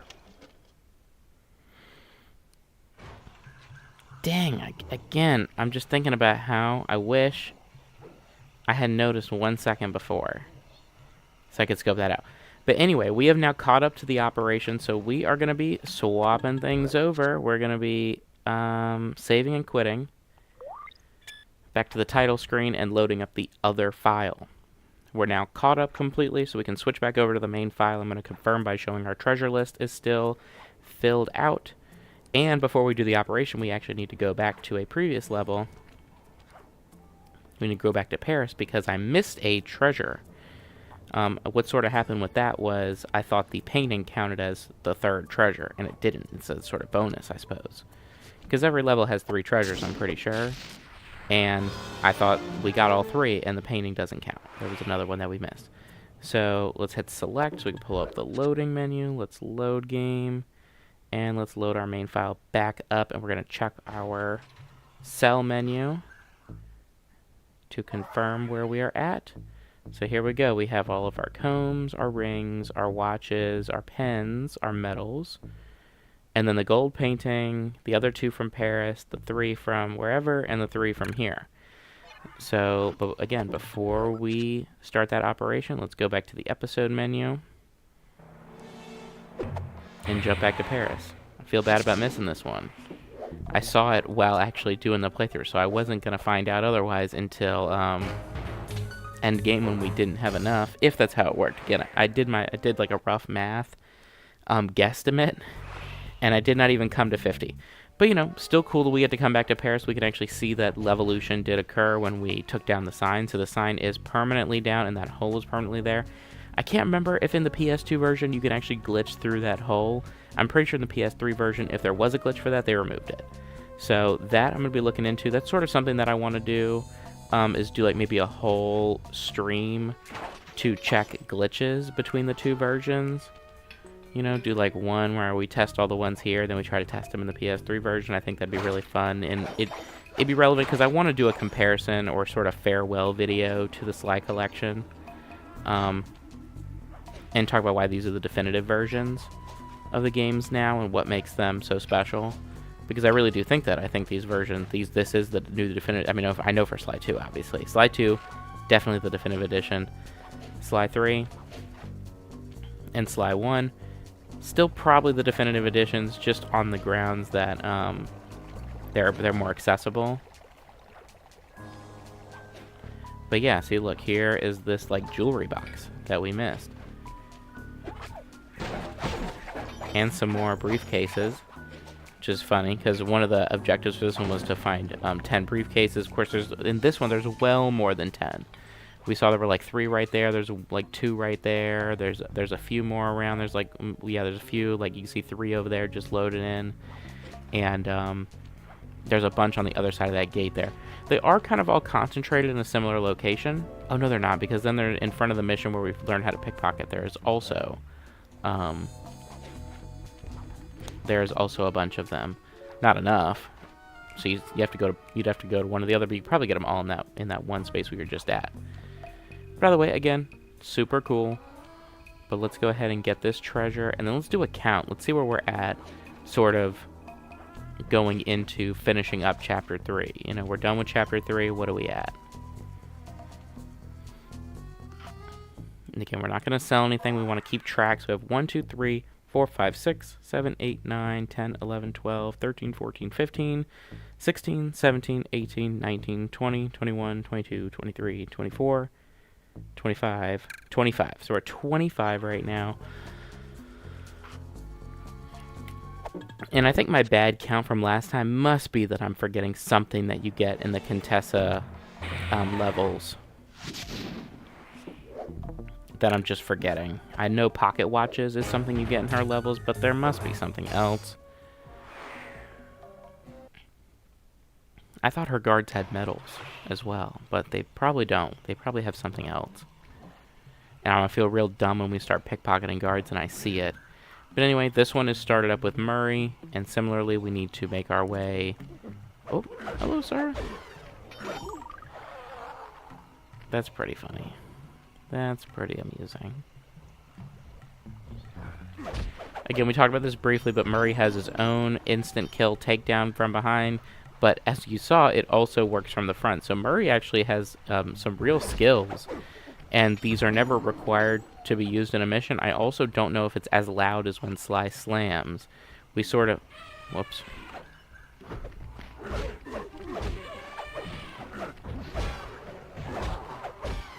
Bam. But yeah, I don't know how loud it is, so whatever. We're just gonna make our way for the waypoint. This has always been, though, one of the craziest operations to me. Let's head out for the turret. I've always loved this operation more than most. I'd probably rank it very highly, Here and provide even though it has some hard moments. while you try to pry open the elephant's mouth for Sly. Check.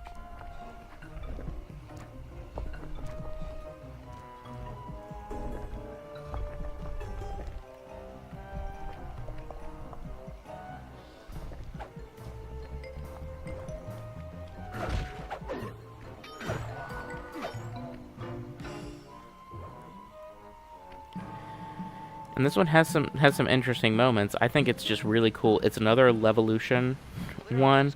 Now that I'm thinking about it, most of the ones in this have some level of Levolution. This one doesn't stay, of course, because it destroys the whole hub world, which is kind of crazy that they're willing to like destroy everything here.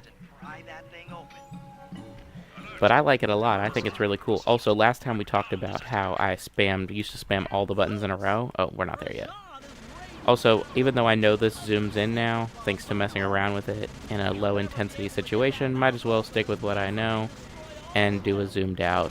Only run. Why not? If it ain't broke, don't fix it. The shaking of the helicopter on top of the tower and the shaking of the balls here, the fireballs are tracking, heat-seeking tracking mines. Makes this very disorienting for a first-time player, but nowadays it's pretty straightforward. Mostly because I just know how to get the most out of spamming my shots wildly, but achieving results.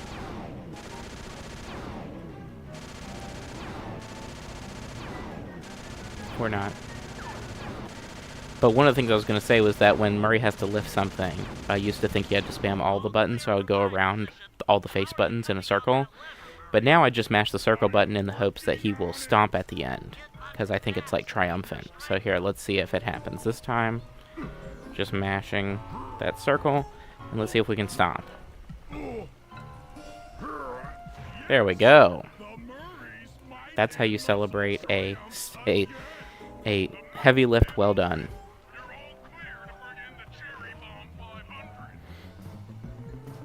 Also, I've always done this the long way because I'm an idiot.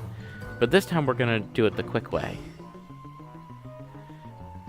Allow me to explain. I have always taken the cherry bomb around that way and then gone through sort of that bridge area where the last of Rajan's melons was on a building right there. But it's much faster, and I'm checking now. It seems to be also much less guard heavy.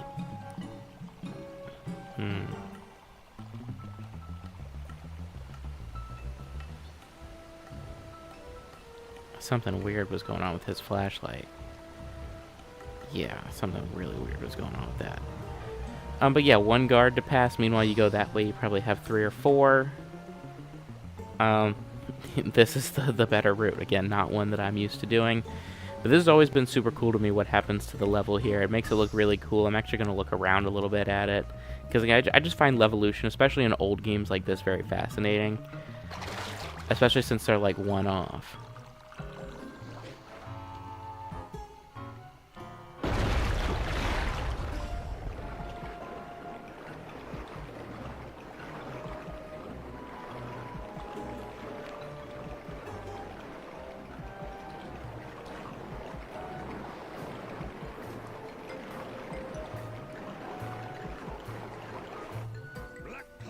Thunderbolts! My spice temple ruined!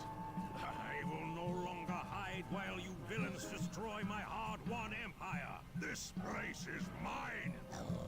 Here I am king. Come, face me, Cooper. With Clockwork's black heart, I will show you true power. You are nothing. Come face the might of Rajan, Lord of these hills. Boy, when we try to tick someone off, we really do the And job. then what she says here. Yes, you do seem to have quite a talent for it. Constable Neela, slumming it with the thieves again? See, That man is an illegal spice trader. it's the way He she should be says brought it. to justice. All I'm after is the clockwork part. You help me take him down, and the bust is all yours. Just try to keep up.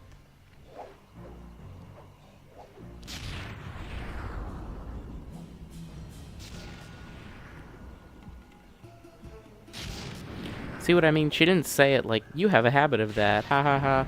She said it like, I'm mad at you about something. And this is what I was talking about. I mean, look at this crazy flooding that has occurred here. The only things not submerged at this point, I mean, almost the entire level, just the upper areas of the temple. And very interesting, those rocks faded out. But just this part of the big moat area, and then the top parts of the what's it called, that thing rocking the top of the tower. And it's just so cool. I don't know how else to describe it. And I'm sure you can get out of bounds here, especially if you're able to glitch into here with the mega jump. You can see over here which parts are submerged and which ones are. You can actually still see the water sort of flooding out. That's cool. I've never noticed that. And you can even kind of see the level still underneath just a little bit. So it's really cool. Oh, look, you can see that the water stopped flowing over there. I guess because the water was coming from up there, and now that it's all here.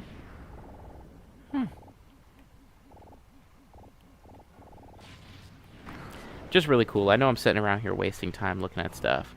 You can also fall down there and climb back up, which actually I've never done. Pretty cool. I guess I've always known that it's possible because the vines are there and Sly's the only one who can use them, but I'd never thought of using them. But anyway, you can also see the hideout. Of course, it's not submerged because it's pretty high up. And the rocking tower there. Just all cool. Just very cool.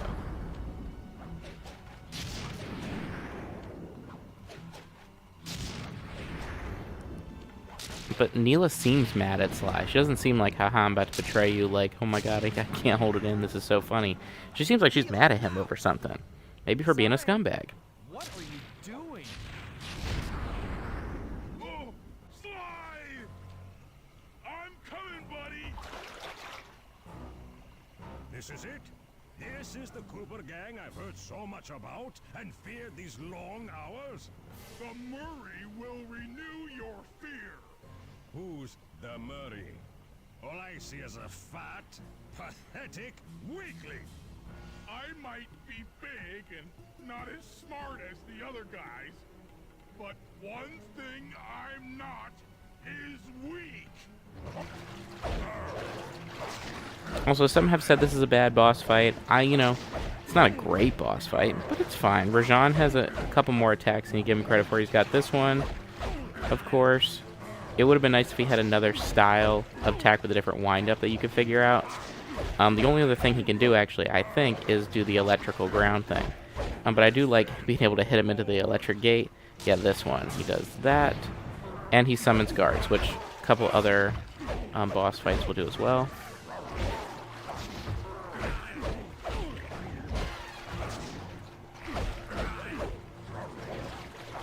But he's challenging. But he is Baby's first action boss fight, really, because he's got one tell and timing to figure out and positioning you want to be in.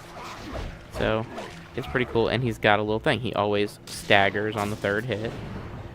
And he's got a little move where you have some time, but you gotta get on a lily pad. And these are the moves I was talking about he'll do in the Bentley mission if you get him again in that interesting position. Ow. I'm surprised I've taken as much damage as I have, but whatever. You can always get health back by beating up the guards, like that. Also, I wonder if the... Yeah, that does something that obviously staggered him in one hit. And it probably did more damage, too.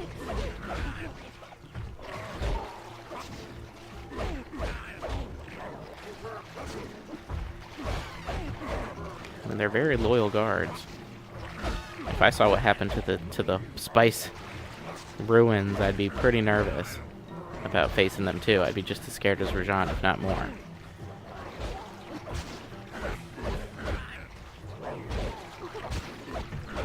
It gets a little hectic. It's pretty cool. Ow. Victory belongs to the Marine. Sly's gonna want this half of the Clockwork Heart safe and sound.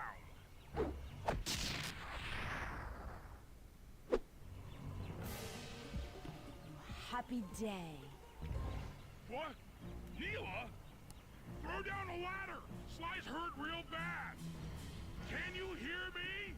I said Sly's hurt! Here they are, Contessa, just as I promised. The Cooper gang and Rajan all incapacitated. Excellent police work, Constable Neela. Carmelita's never been able to catch the Cooper gang. Yet you captured them in just a few short weeks. Well, I never... Really, Carmelita. Accept your defeat gracefully. Actually, Contessa, there's a good reason Inspector Fox never caught the Cooper gang. She's been in league with them the whole time. Liar! Prove it! This is a photo of Carmelita dancing with Sly Cooper on the night the Clockwork Wings were stolen. But I didn't know I was dancing with Cooper. You two certainly seem very familiar in this picture. Men, place Inspector Fox under arrest. I'll get you, Neela. Don't think I won't. Such a pity when an officer falls from the line. Yes, indeed. I can't believe it! That double-crossing cockney liar! Bollywood will have to wait. That's funny, because again, that's referencing the lines we were talking about. Although statistically improbable, I had to face the facts. Neela had betrayed us, my teammates were captured, and I was all alone. While intellectually inferior, Sly and Murray had always been a rich source of sociological interest. The long walk out of the jungle gave me time to reflect, and with each passing step, my sense of isolation grew. Shockingly, my comrade's absence had a profound emotional effect on me. This was it. This was the true test of friendship. Upon reaching the van, my resolve was hardened.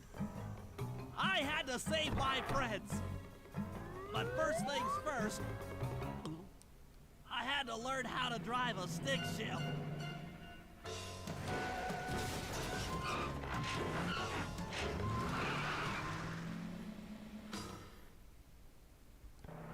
Obviously one of the funniest cutscenes in the whole series. You gotta love it. Now, if I heard correctly, it seems that the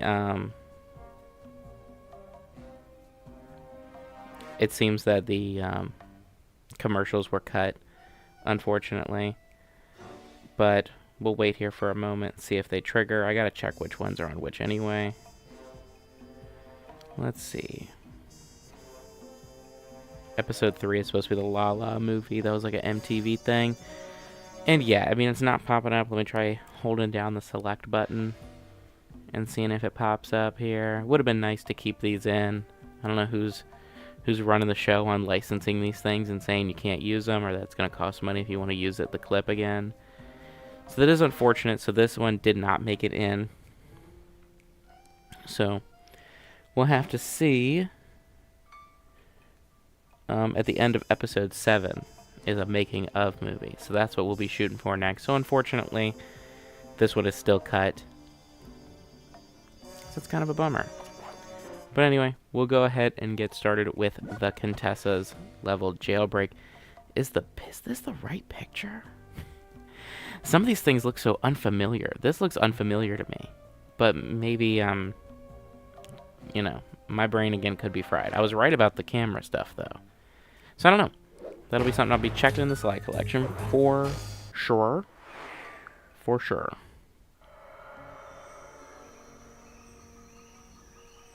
It took a sleepless week of data crunching, but I eventually tracked down the location of my friends, locked away in the mysterious towers of Prague. At the moment, they're the unwilling guests of Interpol's most renowned prison warden, the Contessa. While still a criminal psychology student, she entered into a whirlwind romance and married a wealthy aristocrat. Sadly, the union was short-lived, as the general suspiciously died a few weeks after the ceremony. The widowed Contessa put her education and newly acquired estate to work by opening a criminal rehabilitation center. Her pioneering use of hypnotherapy has produced some good results, and subsequently earned her a prominent position within Interpol. My friends are locked up somewhere in the clinic, and are slated for the Contessa's Good Samaritan brainwashing. If I don't bust them out soon, they'll be working a 9-to-5 job selling shoes, and I'll be out two best friends.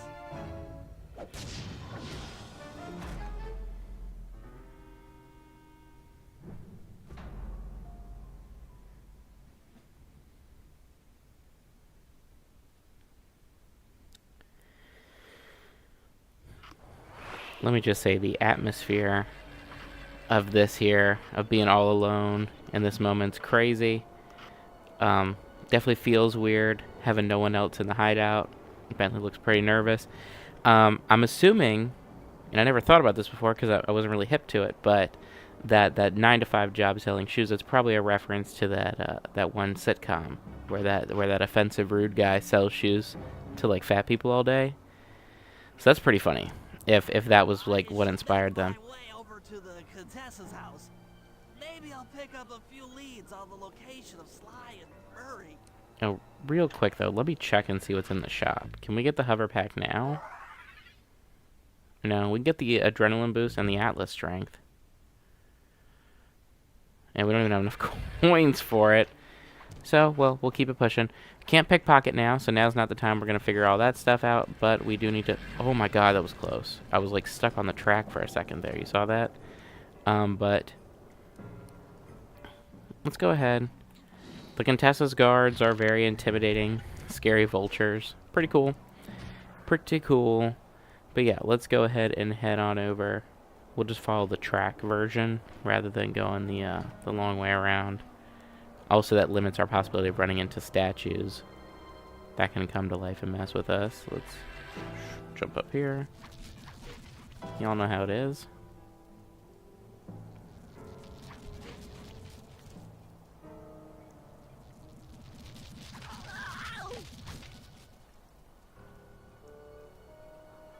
The train is going very slow right now. Oh god, oh god, oh god.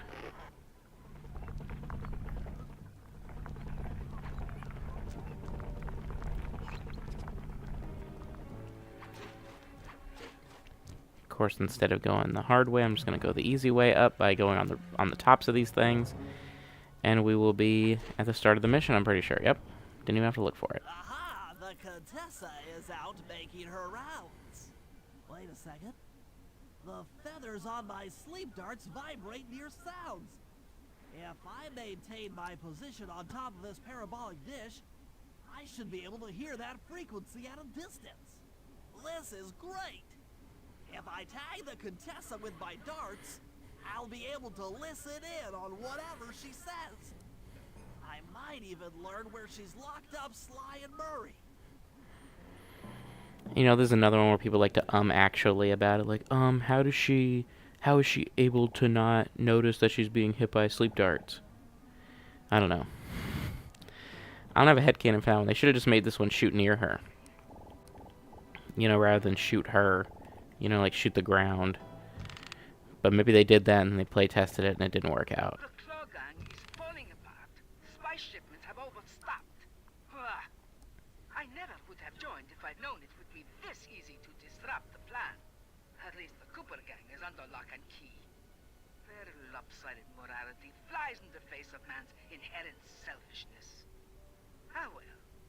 They'll see it my way soon enough. Also, for someone who doesn't like spiders, I will say the Contessa is most certainly bad. Oh, they're Interpol.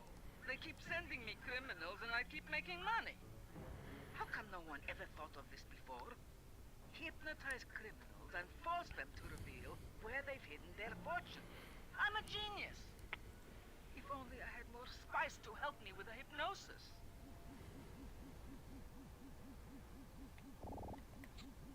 Whoops. Wasn't even close.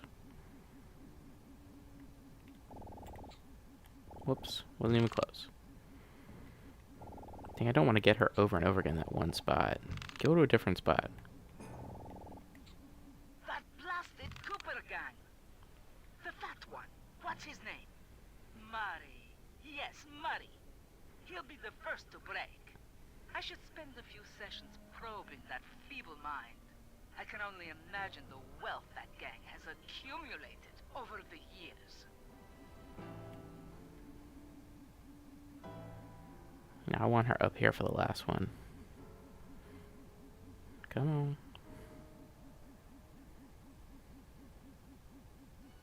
Come on. She keeps jumping in the same spot. I don't want that spot. I want this spot.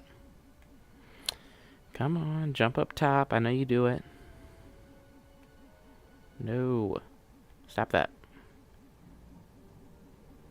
Maybe I need to aim over here. She's not going to where I'm aiming. Stop it.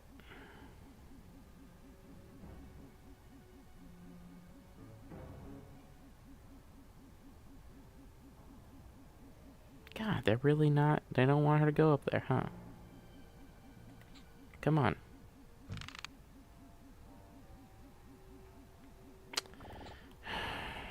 Very annoying. That's Sly Cooper. Such a complex and rebellious mind. A month or two in the hole should break his spirit.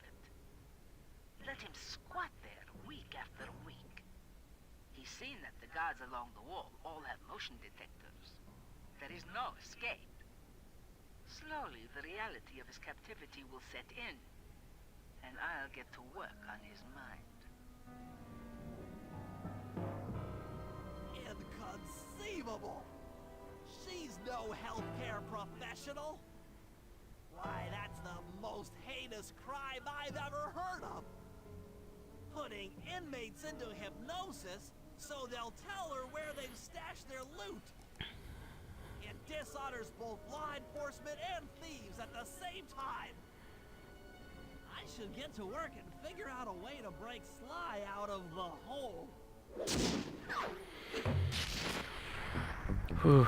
Let me tell you, if Bentley thinks that's the most heinous crime he's ever heard of, I hate to see his reaction to human trafficking. Or turtle trafficking. That might really hit home. Just saying. Next we have Train Hack. I'm debating on if I want to start trying to grab clue bottles as Bentley. Obviously he can't get everything, and I don't think he can open the safe. I haven't tried. I've never tried to open the safe here at Bentley. You can access it as him. I know he can pick up treasure, so, but most of them are inside the prison, which is inaccessible to Bentley for the most part. So yeah, we'll just head to it. I'm excited though for Train Hack. This is a very fun mission because we're finally going to be introduced to the regular hacking mechanic in the series. And even makes a return in Sly 4, so all in good fun, very cool. Let's go ahead and follow the track. It's also just a cool mission. I like how the train actually does speed up. You can see it getting faster over time. It's just a lot of fun. But I'm excited to get Sly out because I want to start pickpocketing these guards and figure out what's going on with treasures. That computer is part of a control system for the electromagnetic train. By hacking all the terminals along the train tracks, I should be able to reverse their polarity, thereby turning the train into a giant projectile.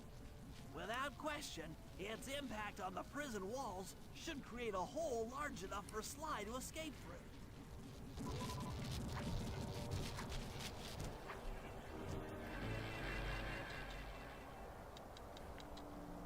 Here we go. Nothing like a good computer hack job. Now the left, I'll have to hack through these barrier nodes. I should move the right analog stick in the direction I want by using both analog sticks at the same time. Went a little too fast for him. To move and shoot in different Come on. directions. I always like to clean up. I like to be very thorough in these. For no good reason, of course. That's one down. The train should be picking up speed.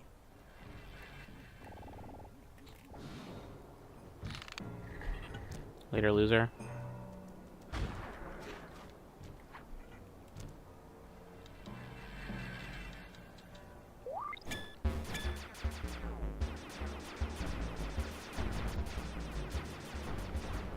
Ooh, ooh. That was not cool. That was not a good look. For me, oh my goodness. That was embarrassing. But it's fine, we're gonna be fine. Let's go ahead and keep on trucking along. Well, I don't like to clean up that much. I guess I'm throwing that virtue away right now. 2 down, 4 more to go. But yeah, these are a lot of fun, and I'm excited to see. I remember thinking that some graphics got messed up in one of the later ones, so we will see how they do. Goodbye.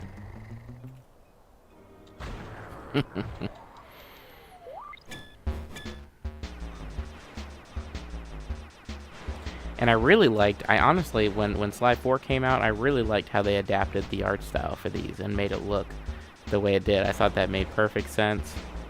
I could picture how they designed it in that game being what is actually supposed to be being seen during these sections. So all very cool. I just love every iteration of this minigame. For sure. That should speed up the train by at least 50%. And now we have passed the 2-hour mark, so pretty good. We're making good. Oh my god, that came right around the corner, didn't it? But we made it past the 2-hour mark, so we're making some pretty good progress. We've done a whole chapter and some change from, of course, chapter 2 still. We still had to wrap up around, less than half of that one, but a good sizable chunk of it, a few setups in the operation. So already we're making pretty good progress. I would say we haven't surpassed what we were able to get accomplished in Stream 1, but I'm definitely planning on accomplishing more than we did in that one. Ugh, come on.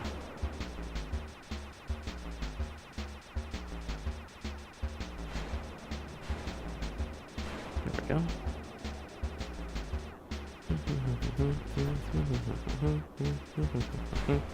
I also like how the track kind of changes. I'm pretty sure it does. I'm pretty sure in both games the track changes all the time for these. It either speeds up in missions or it has little different motifs. So very interesting, very cool. I need to stop saying that though. That's not fantastic commentary, I will admit. Yep, we're almost done with these here. I could see someone thinking that maybe it's tedious to do 6 of these in one run, but and they're a lot of fun.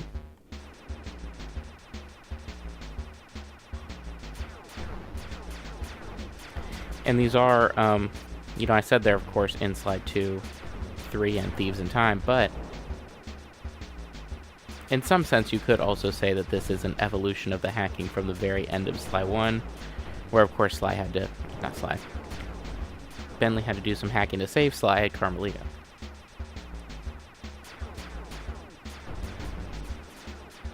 And there we go.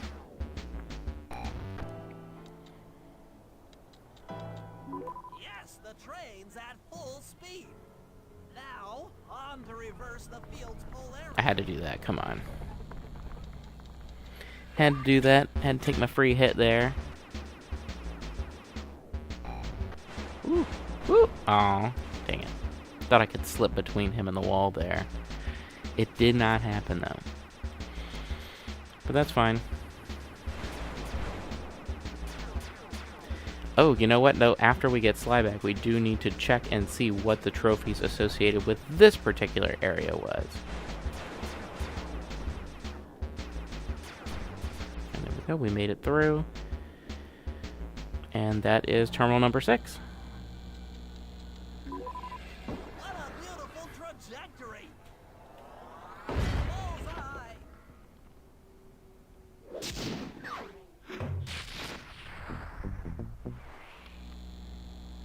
I actually don't recall seeing those red lasers before. They always been there? I'm serious, I don't recall they had like, there were red lasers on the floor. Ooh, do you see me?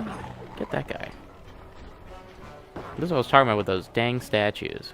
Not a fan. No. No. All the guards along the prison wall are outfitted with a motion tracking device. There's no way for Sly to escape. Unless I take those guys out with my RC chopper. Yeah, I don't recognize this red all over the ground. So that might be another graphical glitch. To sort of, god dang it. To explore. God. If that was the avionics packet, I'm going to cry. He's still under there? Or, oh no, I got him. Dang, I really thought I was looping around, but I did not shake that one.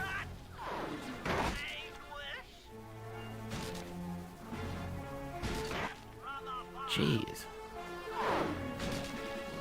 I'm not doing great at dodging these. Though these red ones, these shots that are just their normal shots, those are obviously, you know, that's just luck-based if you're going to get hit by those. Like, what was I supposed to do there? There we go. That was a close one. Whoop. But they hardly, you can see, they hardly do any damage. I've been hit by a bunch of them.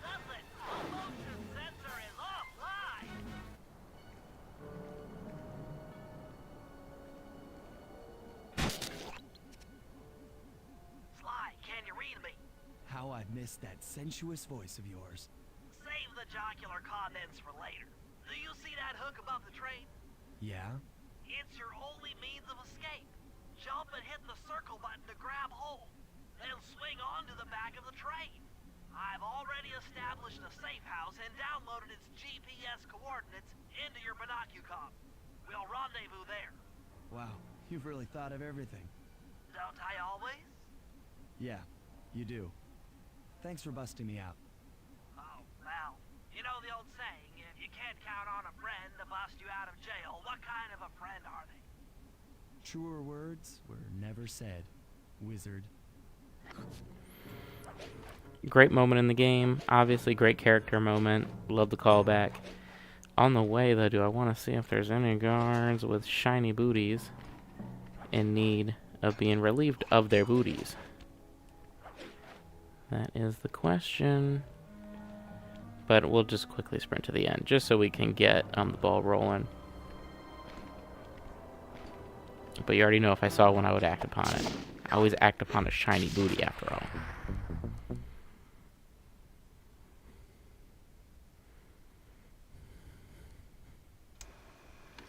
Okay, here's the situation.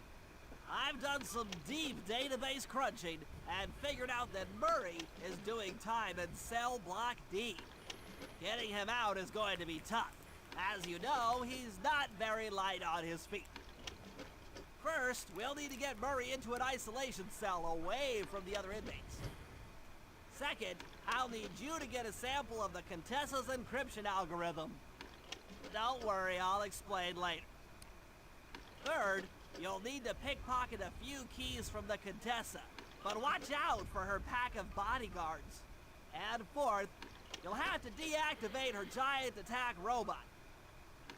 No, really, Sly, I'm serious. The Contessa has a giant attack robot. It just looks like a water tower.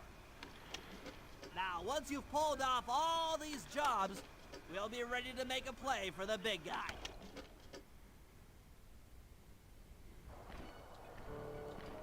Alright, we've got a lot of work to do, including getting all the clue bottles. And pickpocketing some guards. It looks like this guard over here is going to be our first test subject to see what we can get from the guards here. We'll see. So yeah, silver pocket watch. I knew about that one.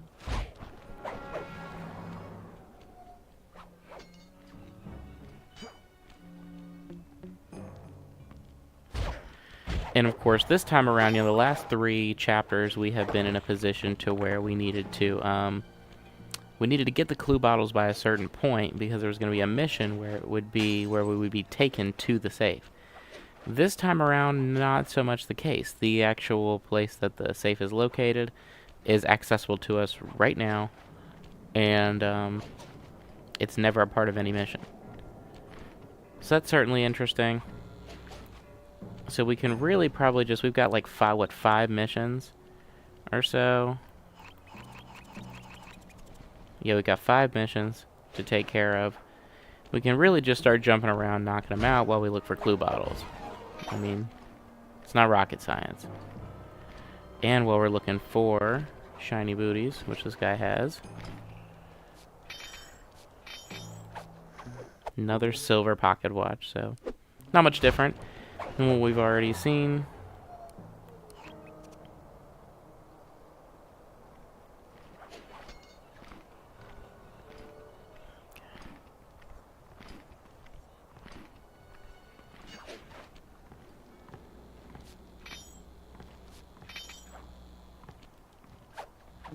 Yeah, so they do have medals. We already have medals, though. Thankfully, we slammed him before we got shot. Otherwise, that would have been a whole thing.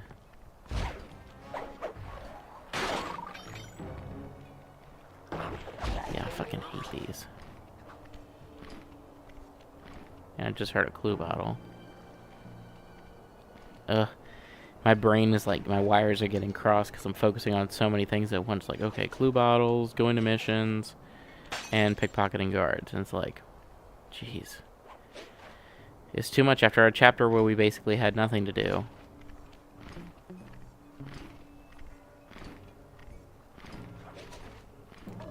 You know, not nothing, but you know what I mean. Less than usual. And we have treasures to be on the lookout for, so...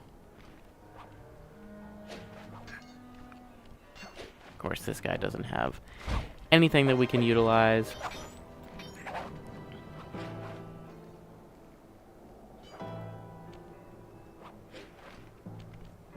I'm trying to see how they want us to get... Man, you gotta go. There we go.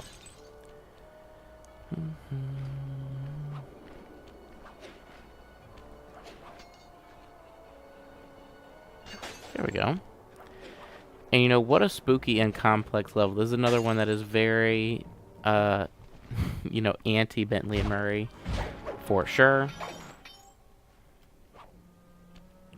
Making it, I mean, even for Sly, this level is not the most friendly, considering all the weird ways you have to go to get inside the castle, grounds, the estate, the prison, rather. And yeah, here I'm trying to think of the best way to really approach these clue bottles. You got anything for us, buddy? No? And so I guess I'm focusing on the perimeter first, trying to listen really carefully for any clue bottles to make sure we're not missing any.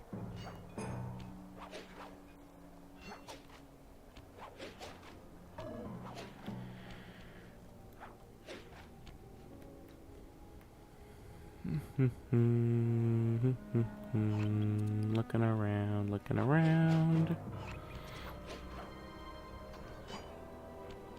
Of course, there's a few down here. Oh. So sorry, so sorry, so sorry, so sorry. There. Should clear things up for us rather quickly.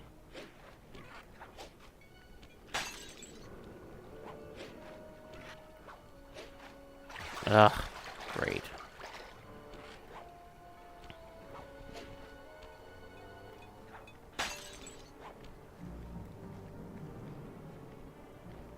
$10 down, not bad.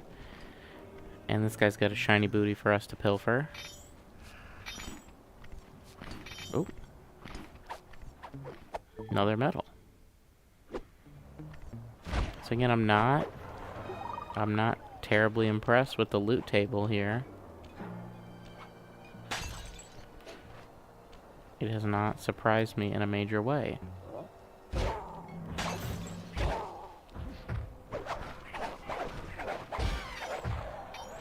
Come on, that got guard attention. What for? Let's just do that.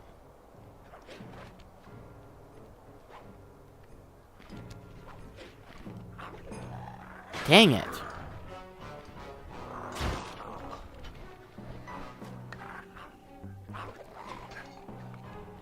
Yeah. I knew that wasn't gonna go over well, but hey, what are you gonna do? Oh, so there isn't a clue bottle up there? Huh, weird. Huh, weird. Oh, okay, it's on this one. Or, no, it's not. What the heck?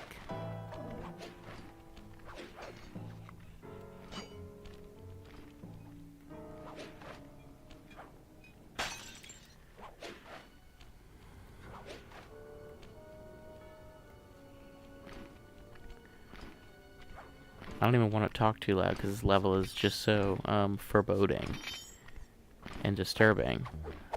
Another medal. Anyone got a gold item of sorts? That would be nice. That would be nice.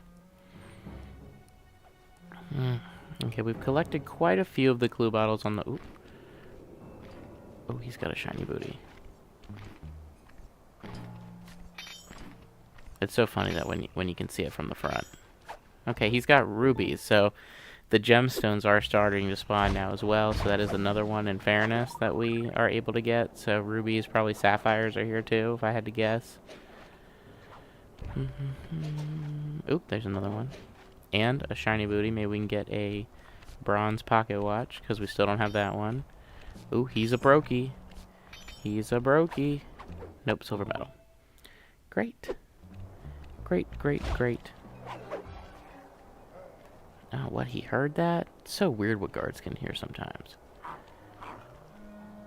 Oh, he doesn't even want to come up here, though. Whatever. We're at that sweet halfway point. And, you know, I could probably buy that half of them are outside, half of them are inside. I don't think we're that lucky, but I'm just saying that I could buy it. But we're not in a rush. This guy's got a shiny booty. Maybe we'll finally get a gold pocket watch. Or maybe a sapphire would be nice. Another... Oh, gold medal. Well, you know. I can sell it for sure. Okay. Well, let's not dilly-dally too much. Though there probably is a clue bottle over here, right? No? Oh, but there is one up there. Which actually is easily or... more easily accessible from up here. Anything? Nope. Anything? Nope.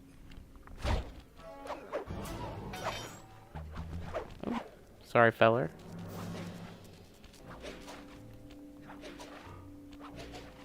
Oh my goodness, come on, come on, come on.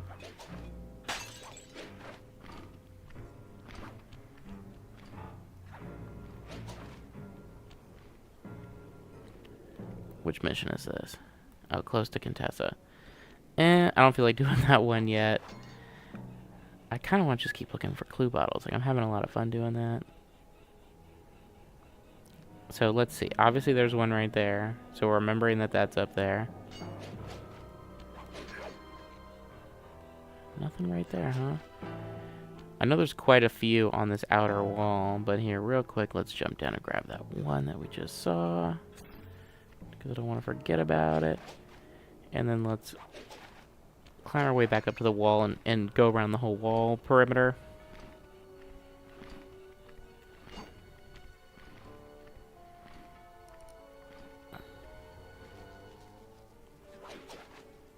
What in the world? That was most definitely not my intention, though. It did... Ooh. It did, I suppose, put me onto a clue bottle. So I... Oh, no, he didn't have one. I was just wrong.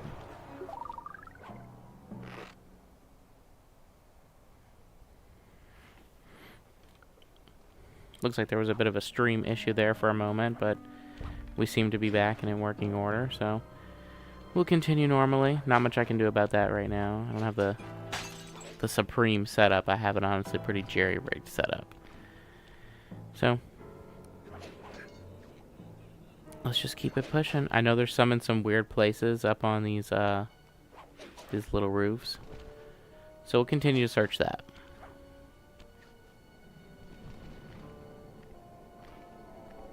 Wait for this guy. He definitely has a shiny booty, though.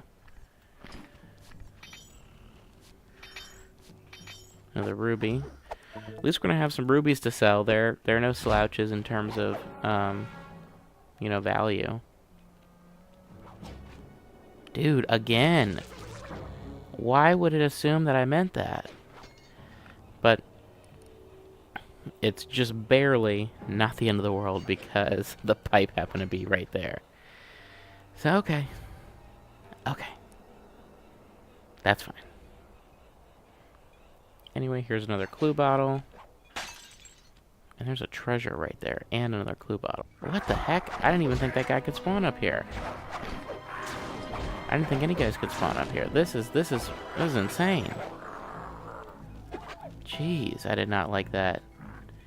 That caught me way off guard. Anyway, let's head under here.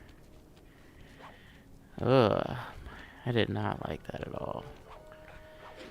I'm actually kind of shaking a little bit from that, which is embarrassing, but, you know, in a good way. And also, I literally went the long way around, so that's just great.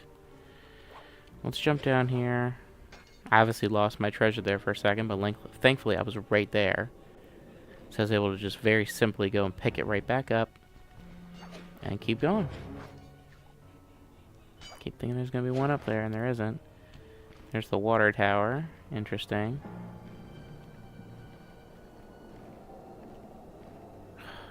It's just so atmospheric. Kind of reminds me of Primal. The way that game sort of feels like all the time. I have to wonder who else has even played Primal. But anywho, there's another clue bottle. We're gonna kill you. Please drop health. Of course not. Oh, dang it. What the heck?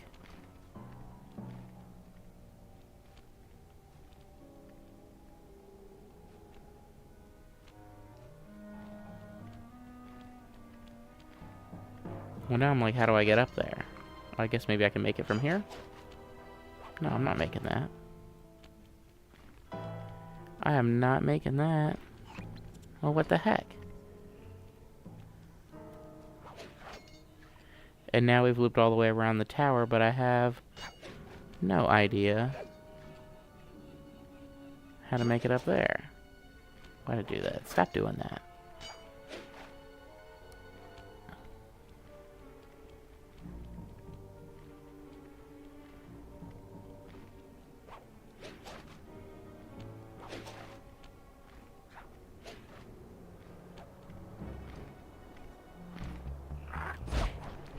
Health. Sweet.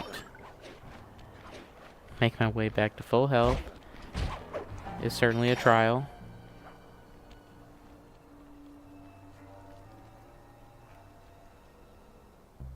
Shiny booty again. We still don't have a gold or a bronze pocket watch, so we're pulling for gold with the big guys. Come on. Another silver medal. Okay.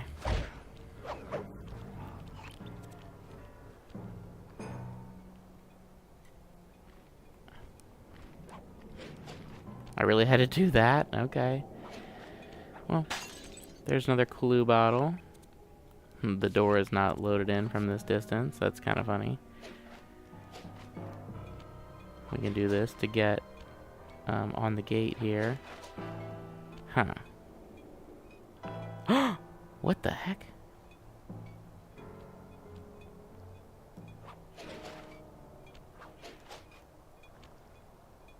Did not like that. Ugh, stop doing that. Though I'm going to try to make it happen now so I can take advantage of it.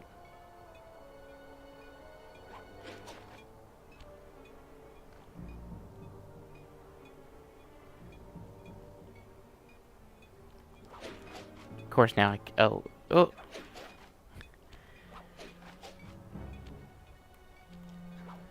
See, now I'm trying to take advantage of it. It's like a little... Ugh. It's not working, though. Okay. Time to stop being lazy and do it the way intended, I suppose. And I need to get this treasure back to the safe house. But, like, I don't want to leave this inner area, you know, while I'm so close to finding all the clue bottles. There's another one right there, so let's grab that one. There's another one. There's 2. Easy access.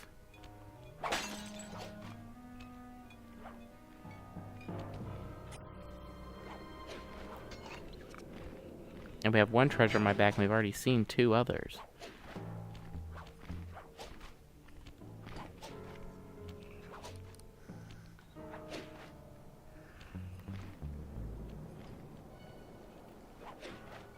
There's another one. Whoops, whoops, whoops, whoops, whoops, whoops, whoops, whoops.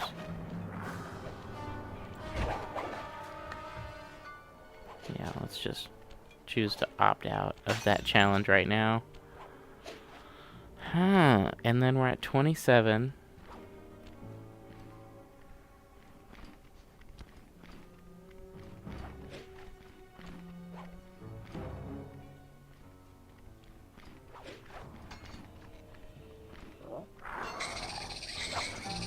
Why, dude?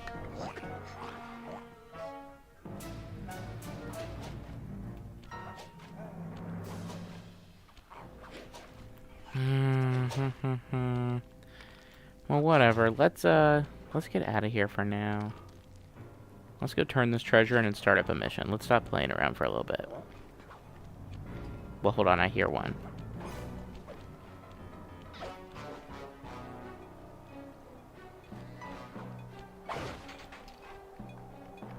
I wonder if it's through here. Hey! Very nice. Very nice. Okay. Well, 2 left, but we have a lot of level left to go. We are really only just getting started. So like I said, we're going to turn in this treasure. Oh, crap. There's one right there. Oh, my goodness.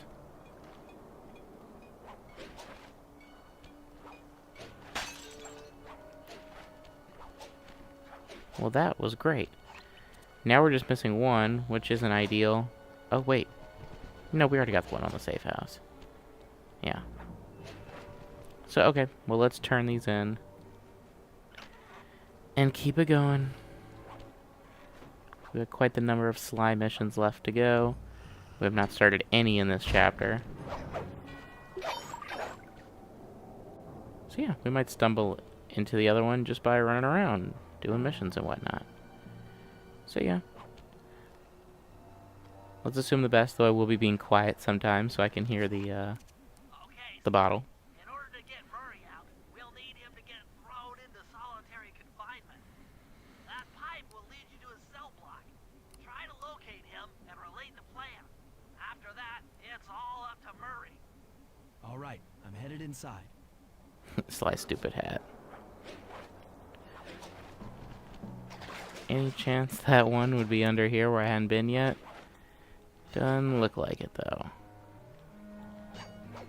Though there's still some places on the outside we could still explore. But for now, we will do this effectively Murray mission. Psst, Murray. Hey, Murray. Huh? Sly? Where are you? Over here, in the back wall. Sly! I'm so glad to see you. They've been forcing me to eat meals covered in spice. And I'm feeling kind of strange. You gotta get me out of here. No problem. Bentley seems to have found a weakness in the solitary confinement cell. If you can get in a big enough fight, the guards will throw you in there. Trust me, I'm speaking from experience. Well, if you say so, I suppose a powerful force like the Murray could take down 50 foes. If I had to. Excellent. You beat the snot out of 50 of those guys, and Bentley and I will take care of the rest. Alright. I love this one, just cracking some skulls. This one's rather mindless, though. You know, Murray, 2 shots every enemy, even flashlight guards in this game. They could have even put flashlight guards in here. And given enough health pickups, you'd be fine. But it's a lot of fun, and I like doing, you know, I like varying it up. Like, grabbing this guy and throwing him into the spike wall. That's pretty funny. You can also pick up, oh, what did I pick up? A chair. Bam. Pick up a weight. Bam. You know, it's gotta hurt. You know, thunderflop on this thing to roast some guys. They really got it all in this game. And still got my fiery fist of flame. So probably shouldn't have done this one first because it's a pretty fun, mindless mission, and the next ones are all going to be a little bit more involved than this one, a little more thought-provoking, but you know, got to ease into this otherwise crazy chapter. Of course, enough enemies drop health that you just, you know, you don't really stay topped off. Pardon me, pardon the yawn.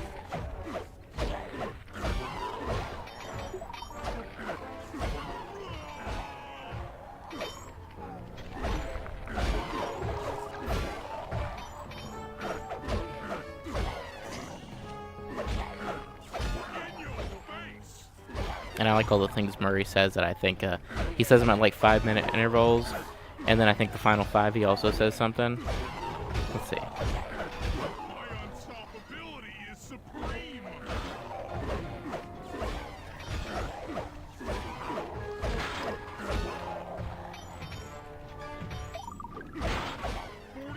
Stupendous victories. 47 going to heaven. Crazy. Crazy Murray murder. There's no debate. 49 beaten 50. Eat that, you incarcerating suckers. Is that antisocial enough for ya? Oh, what? You gonna throw me in solitary? Bring it on!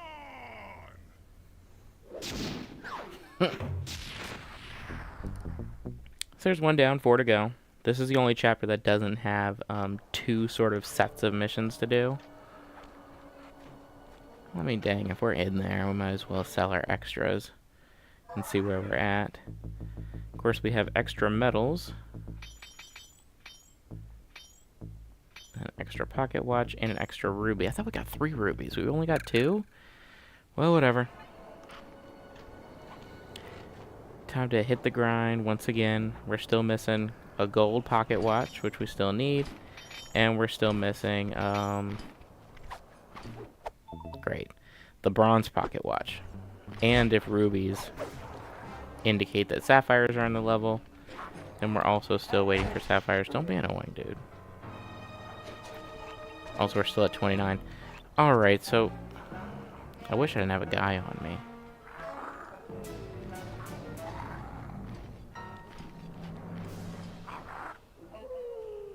We need to see if they'll just go away. And they have. Any booties? Yep.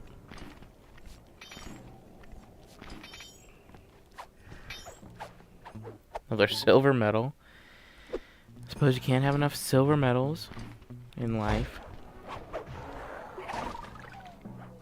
Whoops, whoops, whoops, whoops. Great. Oh my goodness. Well, just the next one we stumble into, we'll make a mission out of it. We'll stop fooling around for a little bit.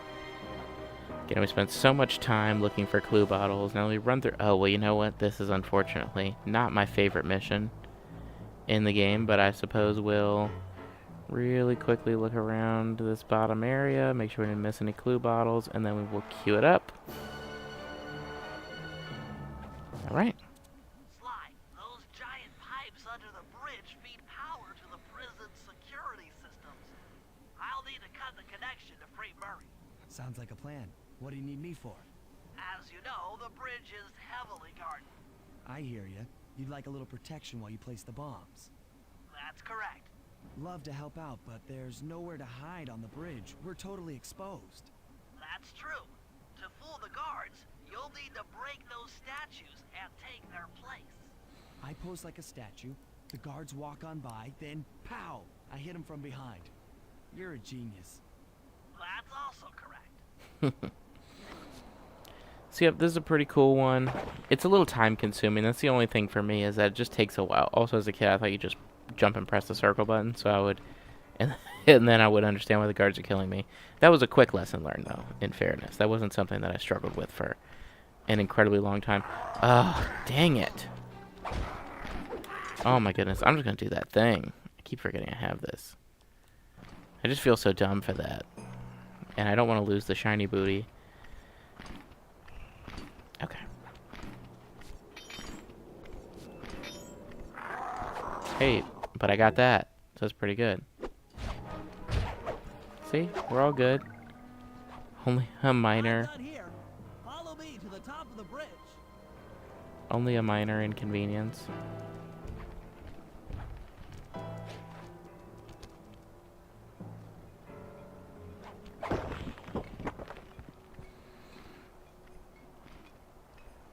Do you hear that? Aha! There is our number 30. Ladies and gentlemen, this is fantastic news. I'm very excited about that.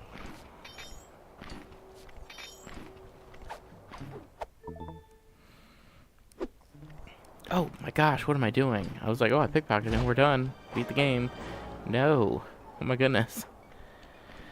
Again, that's very exciting, though, that we, just like I thought, we would stumble upon the last clue bottle. And again, they love giving these guys... I feel like this mission spawns an unhealthy amount of shiny booties to pilfer. I think now we're going to the other side of the bridge. This bob's all set. I'm moving to the next stress point. Come on, get up there. Let's see if any of these guys do.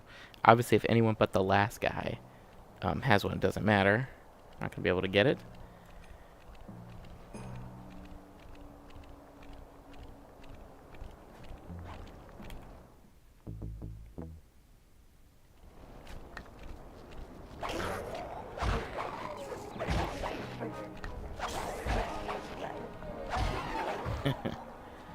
Well, that certainly speeds things up. Another one in place. Heading back across the bridge. Hey, don't shirk on these upgrades. You know, they're never required, but always useful. That's sort of the thing I've learned about them. Okay, he's got nothing. I'm not even gonna bother. Picking his pocket. I'm assuming another guy's coming. Ah, we got bats this time, and one of them has a shiny bootay. But it's the first one, unfortunately, so whatever. The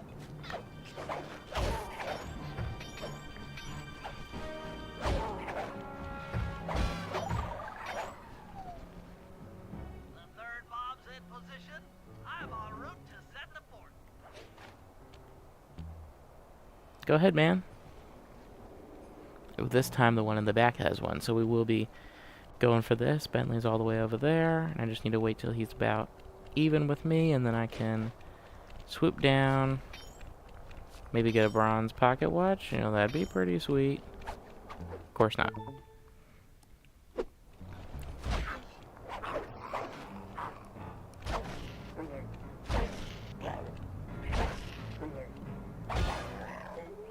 Holy crap. Well, that did not work.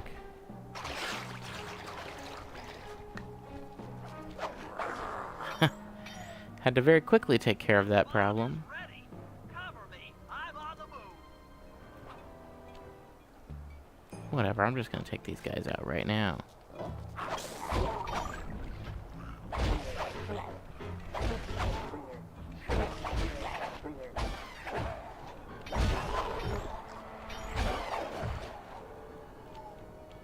Another one's in place. I'm moving to the other side of the bridge.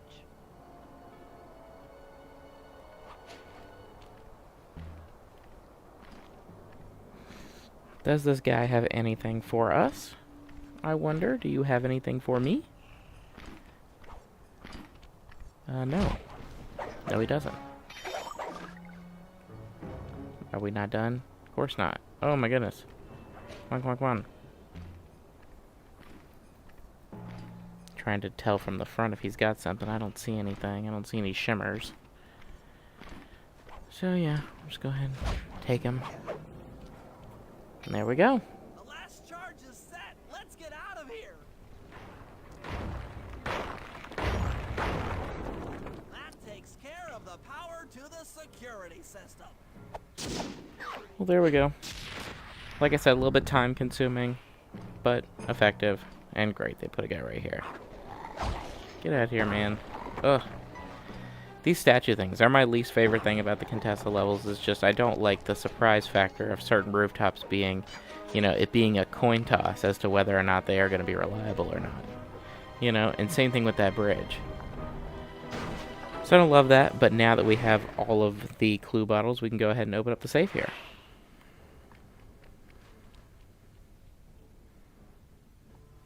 You need an IQ of at least 140 to figure this one out. That Contessa is smarter than I thought.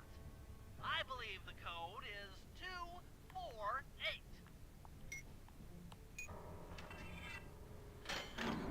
And what do we have?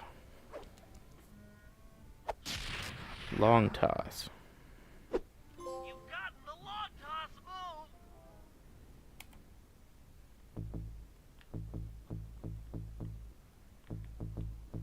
move. Which is what? Whatever. I don't know what it is, but that's fine. We got it. Also, that reminds me, we haven't checked the trophies for this level yet. So let's go check on the trophies and see what we're working with for this one. So, as Bentley, okay, yeah, use a snooze bomb, reduction bomb, and health extractor on the same guard in episode 4. And that's actually the only one. Then we have 2 in episode 5. So we just have 1, and it's Bentley, and we should probably just go ahead and check it out. We should check and see if we could do it soon. I mean, we're the closest to the safe house we're gonna be. I mean, we could wait till we're at operation time. Oh, you know what? Let's go steal a treasure. Let's go hop up, steal a treasure, bring it back to the safe house, and then do that thing with Bentley. Again, that's only assuming that we have access to all the things. We probably have the money for it now. So yeah, let's... If they're available in the shop. It might be like the Murray thing where we need to wait. But let's see.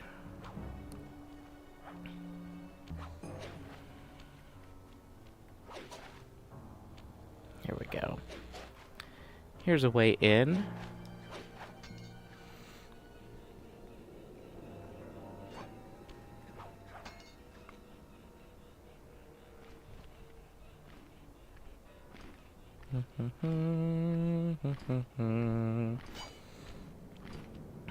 Let's go get the slightly more out of place one.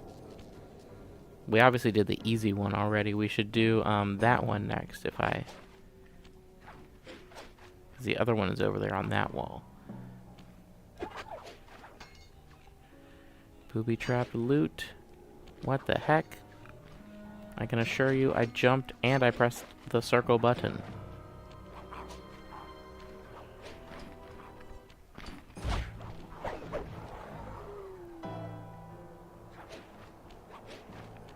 We're only one level away from the paraglider. That's obviously very exciting.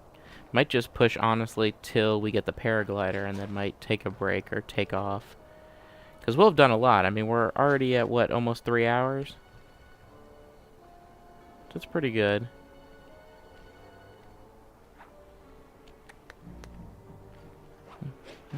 And then we'll check on Bentley's thing. We'll check on Bentley's thing real quick. Be a fun little knockout. Let's check the shop. So we need...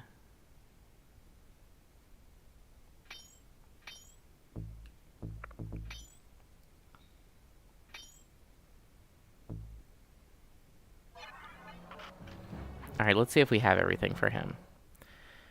So what was it again? I have to check what 3 things it was again. It was...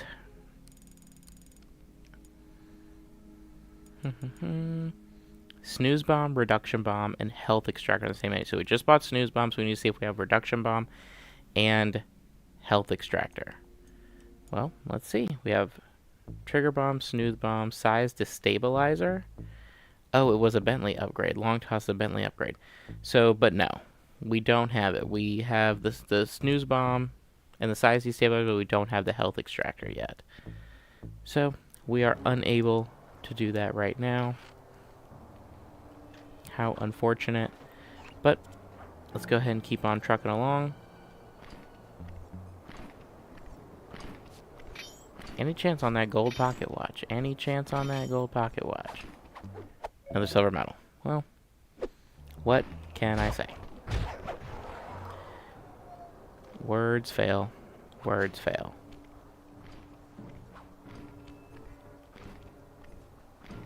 Nothing from that guy. Nothing from that guy. Nothing again.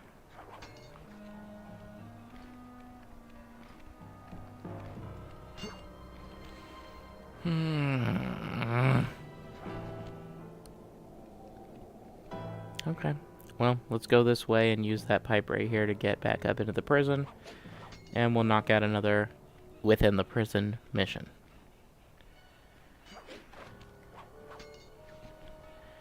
But that's great. We have now got half of the clue bottles in the game, since we have just finished Chapter 4's clue bottles. So that's excellent work. Only half the clue bottles left. That's a milestone, for sure.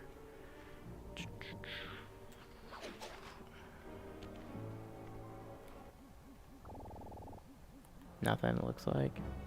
Nothing, it looks like, as well for this guy. Alright, let's just do the you know, the algorithm one.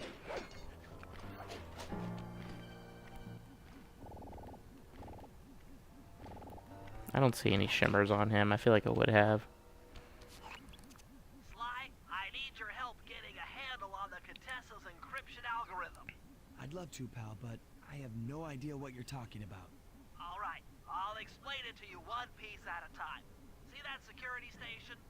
The guard nearby is responsible for its upkeep. I'm with you. First, I'll need you to pickpocket his key to the terminal. Sure, no problem. Then use it on the security station to set off the alarm. Hold up. You want me to set off the alarm? Yeah, set it off, then clear out as the guard's sure to come running. Once he sees that it's a false alarm, he'll input the code to turn it off. So you want me to take a picture of the code? Move to a safe place and get a clean shot of that digital readout. Should I hit all the security stations out here? That's right. Once I've got a large enough sample of the Contessa's codes, I should be able to crack her encryption algorithm. Now, see, you lost me again. Just take the pictures. I'll handle the rest. Alright, before we do that, though, I think I saw something interesting on this fella right here. Come on. Oh, come on. Can we get a bronze pocket watch? Of course not. We can get a bronze medal. Something I already have. Fantastic.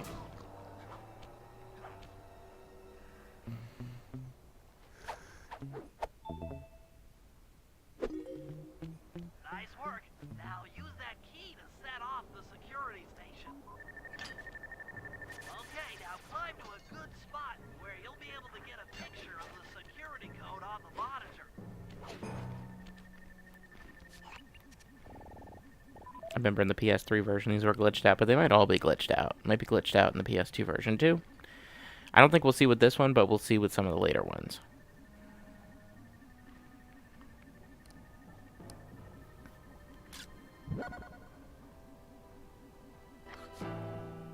Not great, but I suppose it works. Oh. Dude, what the heck? But hey, a silver medal. I mean, hey, we'll take it. What the hell is he doing?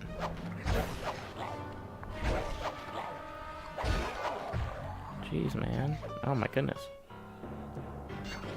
What are y'all doing? These people ain't right.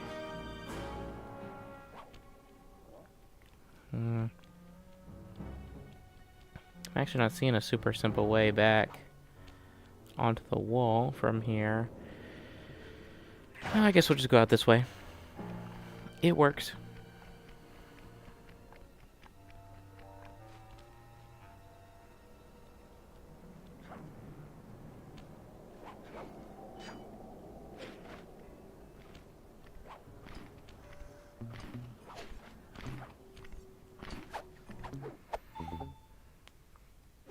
And now let's plan out the route here. Yeah, let's let him get some distance away. And then we'll set this thing off.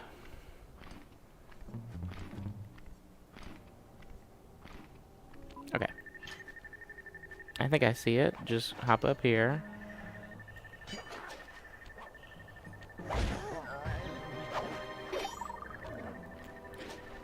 And then jump over here. Dude, what? What on earth?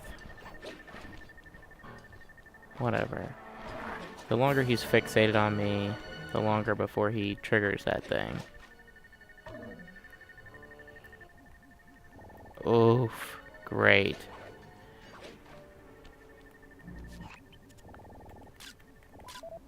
Oh my god.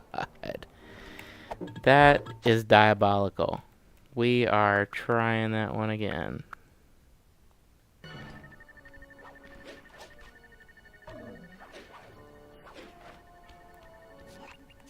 Come on, come on. There. Yeah, I cheated a little bit, but I've also beaten the game 40 times, so I'm allowed to do something like that. I think personally that's acceptable. Great. And one of these guys is gonna pop out of the damn statue. Maybe not. That's what I get.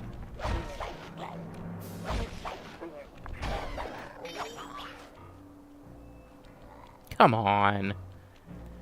Fellas. Don't be so annoying. Also, what, no shiny booties between you two? Despicable. Oh, wait, never mind. He does have one.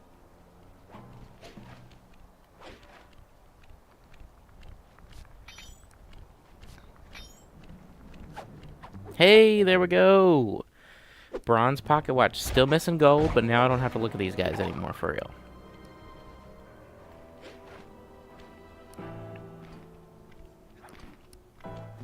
Okay, this one, the spot is right there.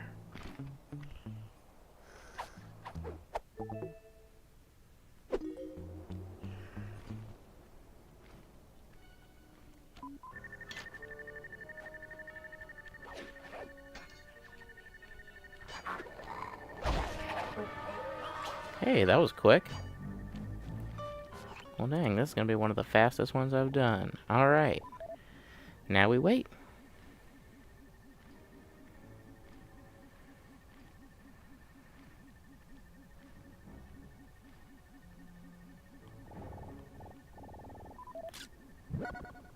There we go. One left. Though it is, I think, the hard one. If I recall. I could be wrong about that. But anyway, now that I have that bronze pocket watch, I can focus exclusively on flashlight guards going forward in this level and probably the next one. But that means we only got 3 more pickpocket items in this one. Again, I thought it would be 6 new ones. But I remembered correctly, because I didn't remember that. I just figured it must be to get our total. There's that.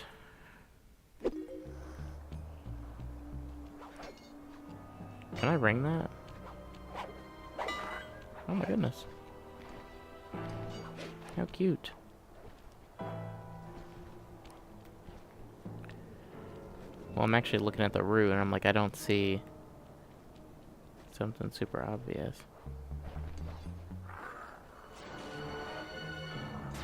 Let's do it like this. Come on around. Come on, come on, come on.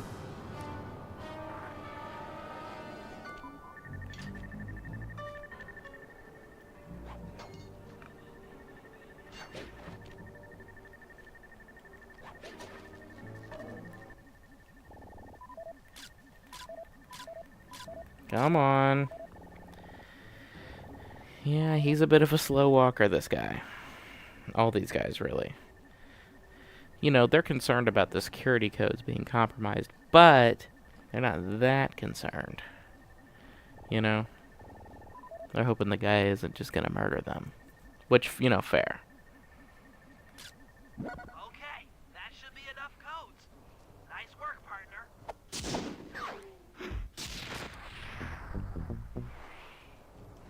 Alright, we just have 2 left. The tailing and pickpocketing the Contessa one, fantastic. And, the water tower one. So not bad.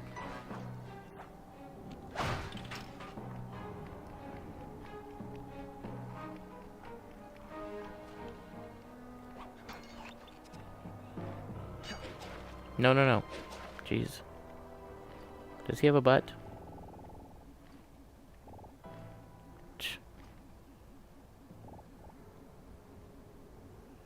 Doesn't look like it. Neither does he. Okay. Well, I need to get back on the roof somehow. Oh, well, I mean, back on the wall, really. Well, no, even then, that's not true. I don't know what I'm talking about. I'm clearly having a spell of memory loss. Come on. Oh, great, that wasn't high enough. Whatever. Let's just run down here.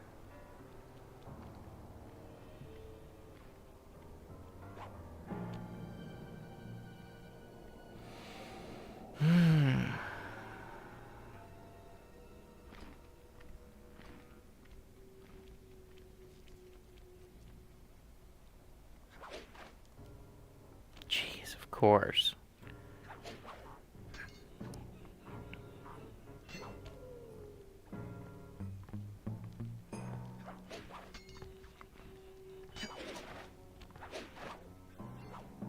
What? What? What happened? Oh my goodness. It's me, it's something I'm doing. But dang, that's annoying.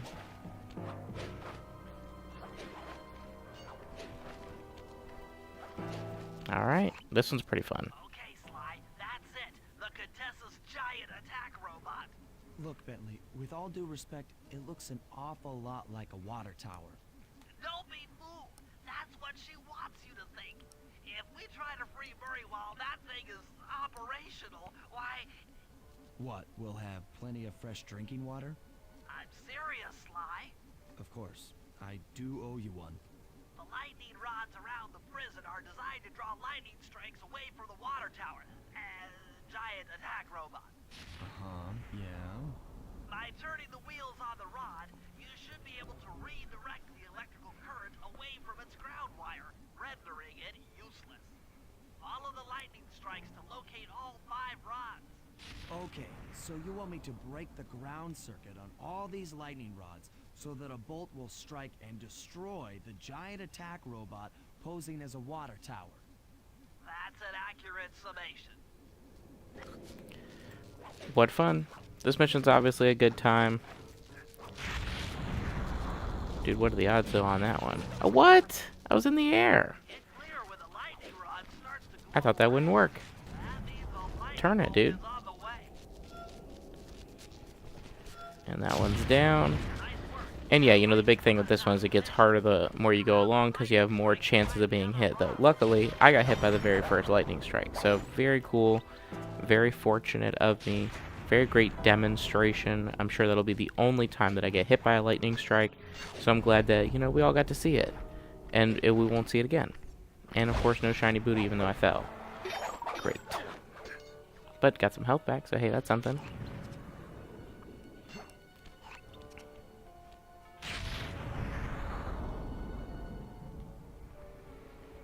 And if my memory serves correct, there's a few up here and a couple down there. So, well, maybe it's a couple down here. Or up here. We'll see.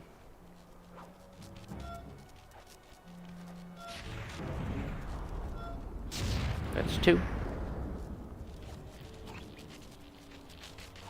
Oh, right, I have to use the lightning to figure out where they are. Well, yeah, well, is there another one up here? Yes. I don't want to leave this upper wall until I've gotten all of them, so didn't want to leave yet. And glad I didn't.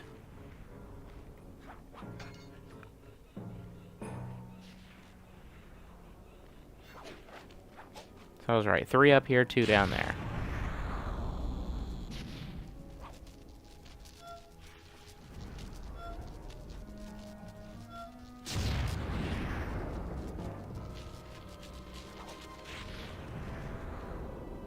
And we'll finish with that one. We won't do that one next. We're gonna run over here because that one's closer to the next mission. Actually, I can't easily make my way back over there. Oh my goodness. And hey, you know, that was kind of a cool shortcut there.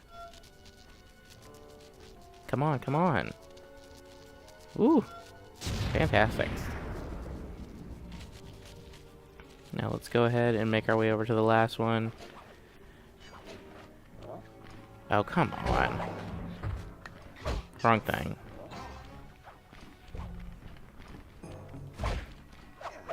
That's what you get. That's what you get for being a super annoying dude.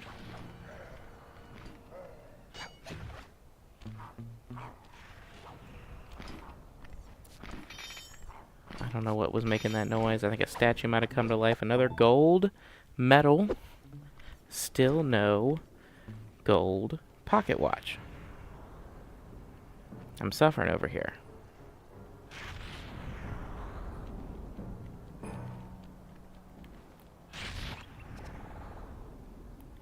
Doesn't appear to be anything there. Ooh, here we go. This could be our gold pocket watch. Gold medal. Okay. Very funny game. Not giving me a gold pocket watch. He's not got anything. Oh, goodness. You guys need to go somewhere.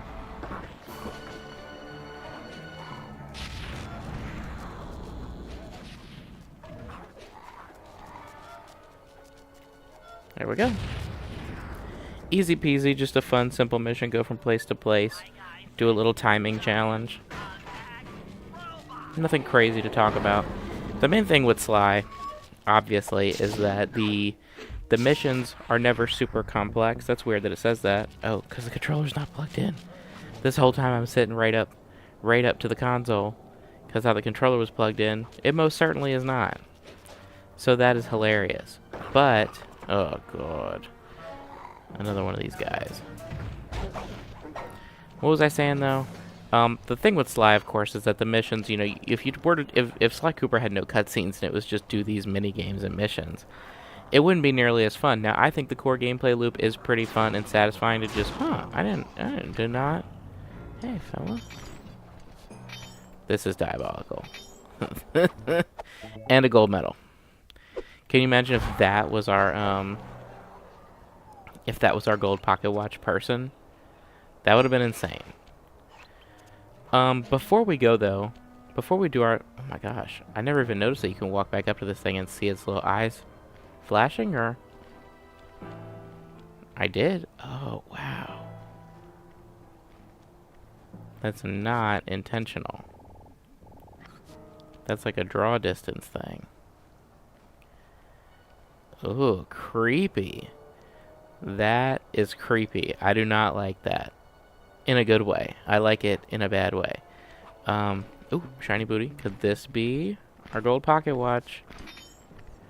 Regardless, we're gonna get that treasure right there, and then seemingly have, oh my god, another gold medal. Oh my god. What is wrong with you people?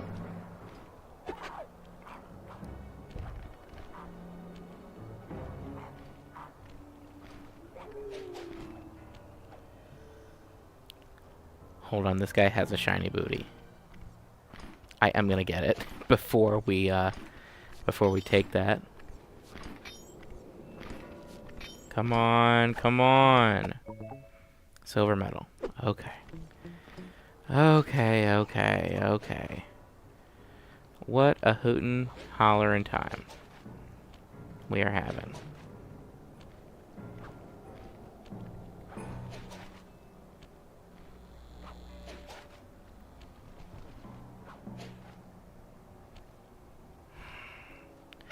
Glad they gave me enough time to be able to pick some pockets, though, while carrying that home. Or back to the safe house. What do you have? Okay, he's got something. This could be promising. This could be promising. Silver pocket watch. We have not gotten many of those either. Pocket watches are apparently very rare. What I have gathered is that the Contessa definitely gives everybody participation medals. You know? But, you know, while that may be the case, pocket watches, oh, great. Obviously, I was trying to do that slick thing again. It did not work. I'm just trying to pickpocket that guy. Come on. There. Jeez. Oh, great. I'm gonna get caught. Come on, come on, come on, come on, come on. Oh, whatever. It's a ruby. No, it's not. It's another gold medal. So everyone gets participation medals in the Contessa's employ. But everyone is apparently very broke. So they can't actually afford even the simple things in life, like a gold pocket watch. Because even regular, I mean, it took me forever. I've only found 1 bronze. I found like maybe 3 silvers. So it's not just like, oh, well, no one's buying gold. It's no one's buying them. No one's buying them. To get at Murray, I'll need you to steal 2 tank keys and the tank patrol schedule off of the Contessa. No problem. I'm an old hand at pickpocketing. This is going to be tougher than you think.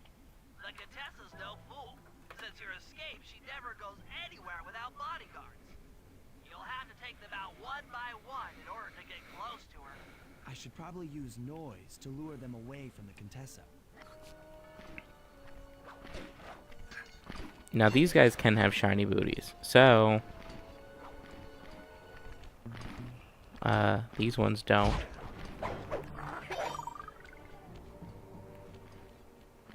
Oh my goodness. One thing that I like to do in slide 2 and 3 that you can't do in slide 4 is run up behind guards, and before they turn around, stealth take down them. Like right here, he's about to turn around. He's heard me, but there's nothing he can do about it. Now in slide 4, they changed this so that once a guard hears you, you won't trigger the stealth takedown anymore. It's very annoying. Not super relevant to these videos, but it's just something I think about. And I like to do it. I don't know how many other people also like to do that, where if it's just one guard, you can very easily get them before they turn around, so it doesn't matter that you ran. It's pretty cool. I wouldn't call it a hack. It seems to me that's clearly intended, and it makes things a lot easier. Looking around, we'll just take the one that's over here. Oh, I hate you guys. Oh, I hate you guys hiding in statues and stuff.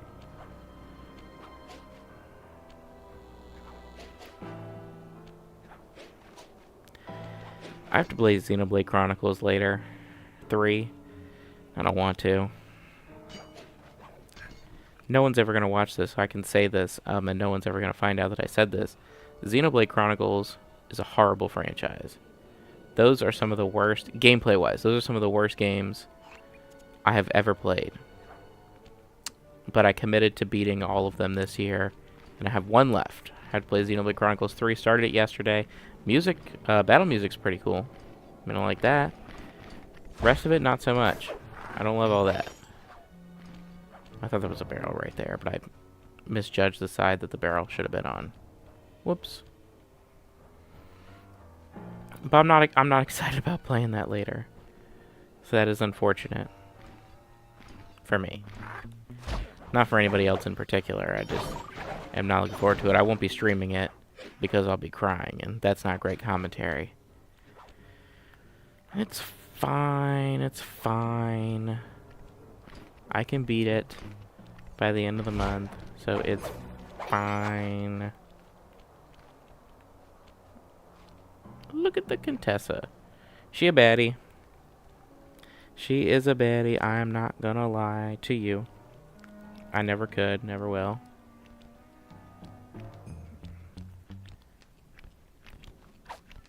Ooh, I wanted to see what happened if I ran and then pickpocketed her. She didn't notice in time. Must have to run for a little bit. Oh, whatever. She's got one more item to find, and she is... I think she's around her house? Is that right?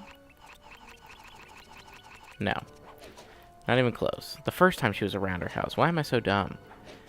How can I be that forgetful? Whatever, let's just go out this way.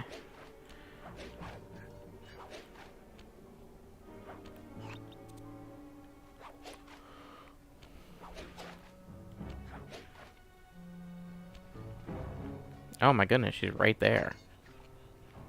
Also, of course, none of the guards have had any booty whatsoever.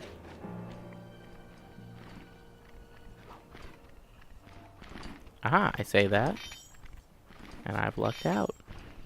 We have finally a guard with butt. Oh! Yeah! Let's go! That's what we've been waiting for this whole time. Jesus. Shouldn't have taken that long to get a gold pocket watch, but we made it happen. I'd like to thank the Academy. I'd like to thank my mom. Oh! What?! Jeez. I was not expecting him to turn around, but I guess the Contessa's walking in like a weird circle. So he... his fastest route back to her was not the way I expected. And let's see, I think they walk down this way. Oh, this guy's got a shiny booty as well. Well, I'm up for a victory lap. Can we get anything high value? Anything at all? Gold medal, huh? That's what we're looking at? We're looking at a gold medal.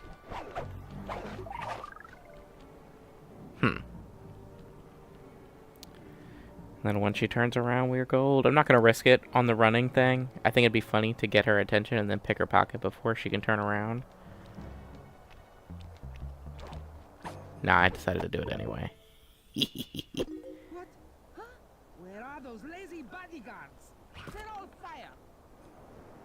Great work. Now we're all set up to steal a tank. What can I say? I like to risk it all. But now we're good for the operation. About to wrap up Chapter 4.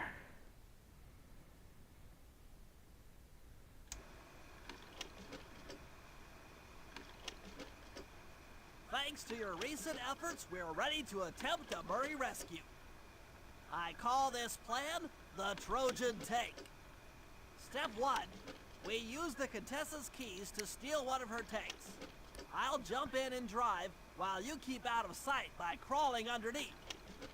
With some luck, the guards won't notice anything out of the ordinary and open the prison gates for us.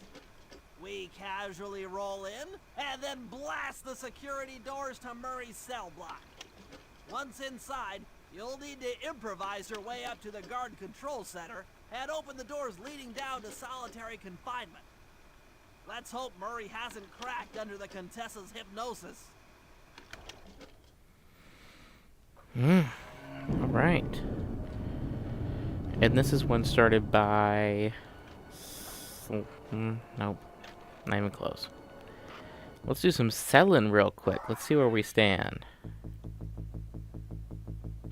Okay, we got an extra bronze medal. We got a bunch of extra silvers. Bunch of extra golds. Holy crap. Got a couple of more silver pocket watches. And then we have all of these. We have a bunch more. But yes, we're starting as Bentley, so there still hasn't been a heist started by Sly yet. Okay, Sly, I'm heading out for the tank. There might not be one, honestly.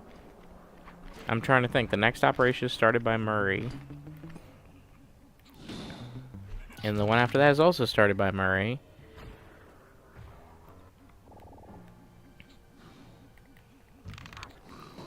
Nice.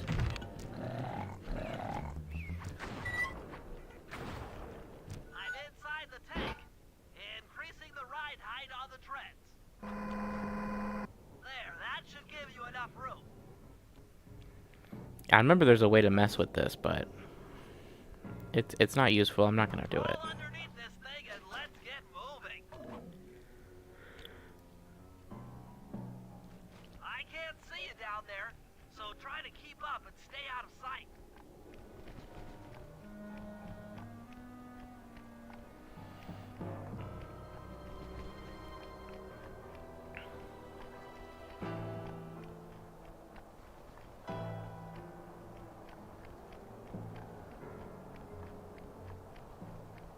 I don't know why I'm being quiet. This is not tense. Let's see if they fall for it. Suckers! Similar to the last operations, another one that I think definitely sits on the upper end of this game's operation list. Looking at episodes 8 not really having one for real. But again, I like the first 2 operations. I wouldn't rank them super high. Like, I had a lot of things to say about how interesting the second operation is and how well it serves the story.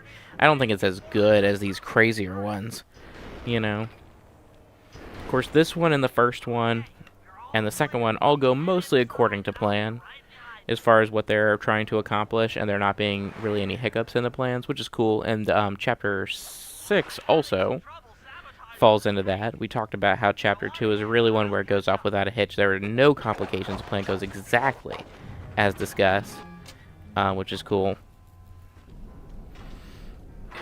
And then, of course, the Okay, Bentley. 3, what's next? 5, and 7 do not go as planned. Well, that should be the guard's control center. But to be honest, I'm not sure how you're going to get up there. Don't worry about it. Thinking of my feet is what I do best. Most of the security went down when we cut the power on the bridge, but a few lights seem to have a backup generator. Be careful. Most of the operations in Sly 3 do not go to plan really either. There's always some big complication in them, usually to do with why the boss is having to be fought. But, you know, it is what it is. Sly 2 just has a really good balance of heists that go crazy wacky, and even in these heists where they don't, there's still a lot of really intriguing stuff. What the heck? Whatever. I like to do that to them, obviously.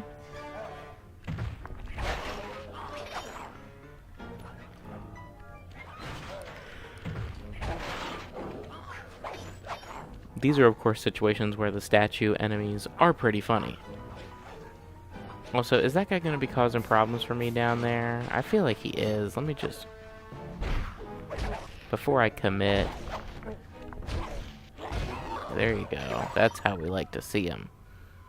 That's how we like these guards to be, for real.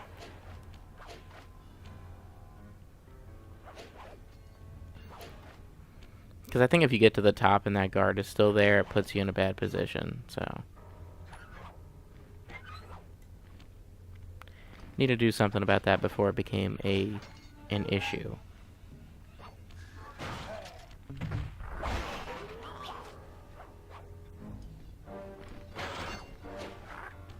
There we go. Turn around, buddy. Whoop. No butt, so I have no qualms about doing this.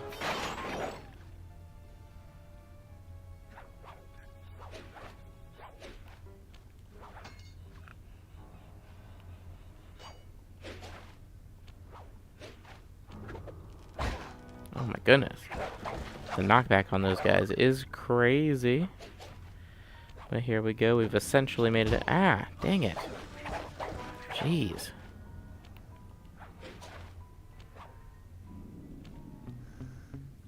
Ooh, shiny booty. Let's get it. Silver medal. Fantastic.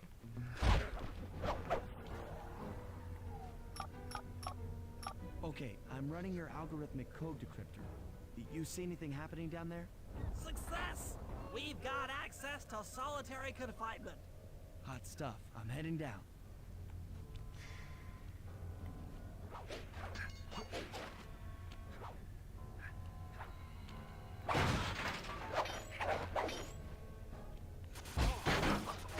Just wanted to mess around. It's just interesting.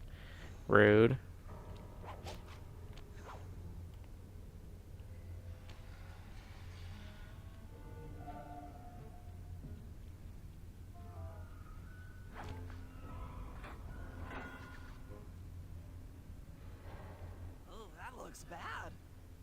never seen Murray like this. He's all twitchy and bug-eyed. You said Murray was being forced to eat spice, right? Yeah, he said he was feeling weird. Well, he's weirded out all right. I doubt he even knows we're here. Clearly, we're going to have to lure him out of that cell the hard way. The hard way? Those hypno boxes are designed to heighten the effects of spice, and he's already in an agitated state. So if we turn them all on at the same time, Murray's sure to become wildly hostile and probably break down the door. How do we turn on the hypno boxes? The power switches are all defended by laser barriers. When you get close, I'll hack the laser system from my terminal down here. That should give you access. Let's do it. Anything to help out old Murray. He's looking really bad. No qualms, of course, with this somewhat disturbing plan, but I get it. You know, I'm not going to harp on it. It's pretty crazy, and of course, well set up. We had that little line in last chapter about not giving Murray the spice, and, well, he's gotten his hands on the spice, whether he likes it or not. So, we've got to get him out of there. Pretty unfortunate. Okay, I'm hacking the laser barrier. We have some more hacking to do.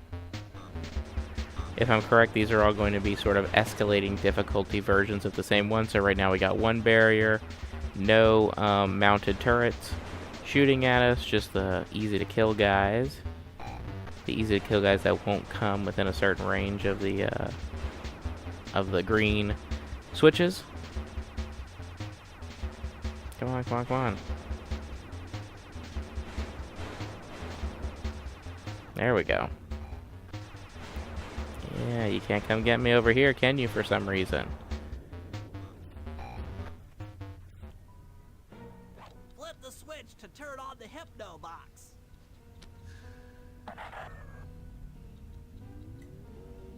What's that sound?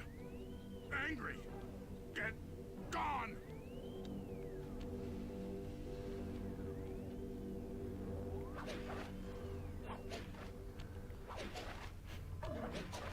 Murray is so funny. His voice is different. Take care of the So, laser. his voice isn't different. Everyone, obviously, for the whole trilogy, the main members of the gang all reprise their roles, unlike Carmelita, who we talked, I think, a little bit about in the first part of the stream. This is my preferred Carmelita voice, but I actually want to talk about Murray for a little bit. We might talk about Carmelita a little bit later, maybe next chapter. But with when it comes to Murray, it's the same voice actor every time. He seems like a real cool guy. But clearly the voice direction for him was completely different in all three games, so he ends up sounding, again, very different in every game. You could still tell it's the same guy, you could tell it's the same actor, but he's like doing a different voice every time. In Sly 1, he's, you know, it makes sense from Sly 1 to Sly 2 because he's going through character development. In this game, he's, you know, he starts off with the Murray persona, but, in Sly 3, he puts on a completely different voice. So instead of being like, oh, I'm the Murray, you know, I love to beat the shit out of people, he's like, ah, I don't know. It's listen to them back to back.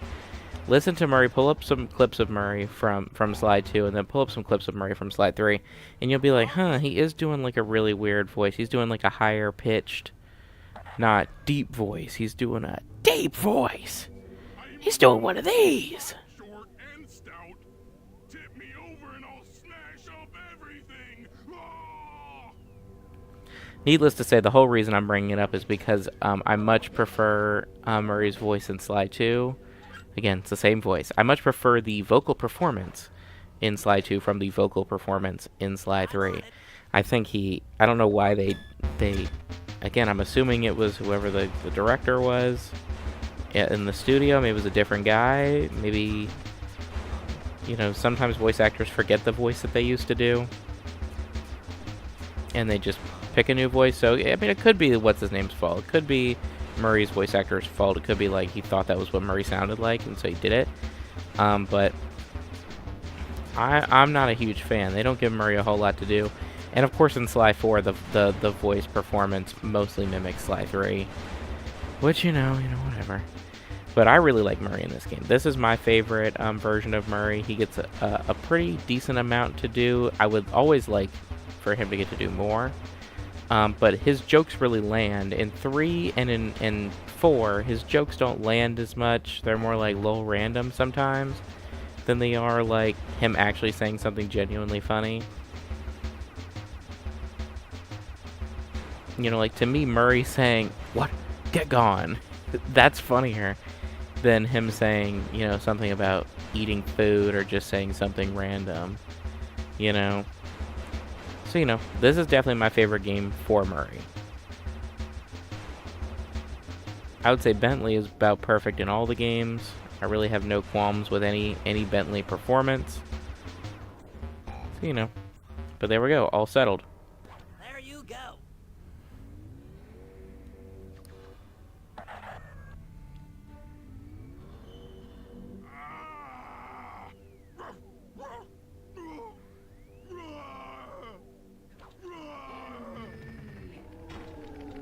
Heads up, Sly. The hypnoboxes are too strong for you to destroy with your cane. Try using Murray's attacks to take them out. When they're all offline, Murray should be jolted out of his spice range. Watch out!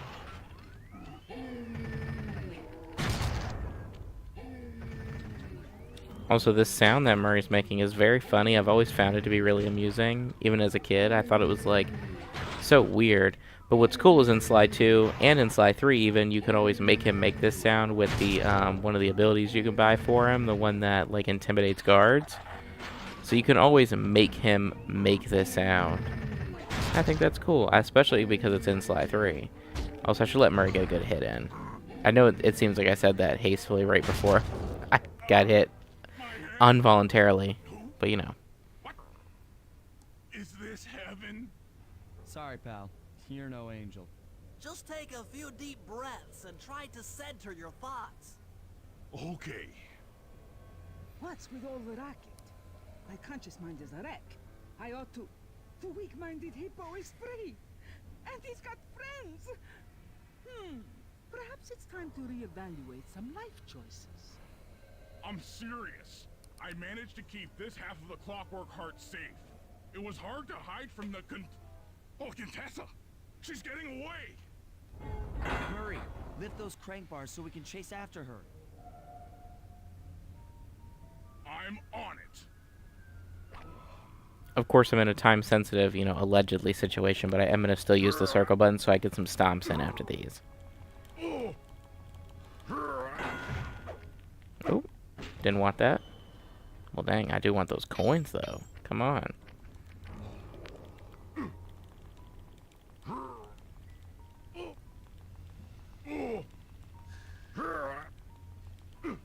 Let's go!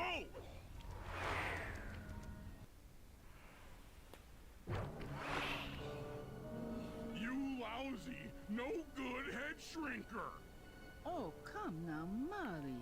We were making such progress during our sessions. The only mental help that I need is to never be reminded of you again. Same. Such displaced hostility. If you insist on getting angry, why not be psychologically productive and channel it at your so-called friends? I'm done talking with my mouth. Now I talk with my fists. Sorry, but our time is up.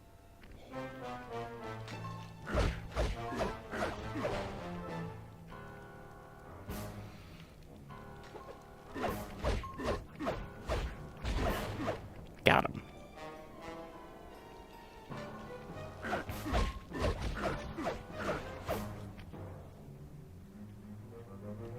Now, one of these gets kind of weird. Like, where it comes to the timing, I feel like... I always felt like as a kid that one of these where she would send them out constantly. Not constantly, but consistently. Yeah, it's this... Maybe this part right here? Because she sent that one out before we even got close. All in all, pretty fun little chase sequence. It's funny, 2 chapters in a row end with Murray. So that's always great to see. It's always great for Murray to get to do a bunch.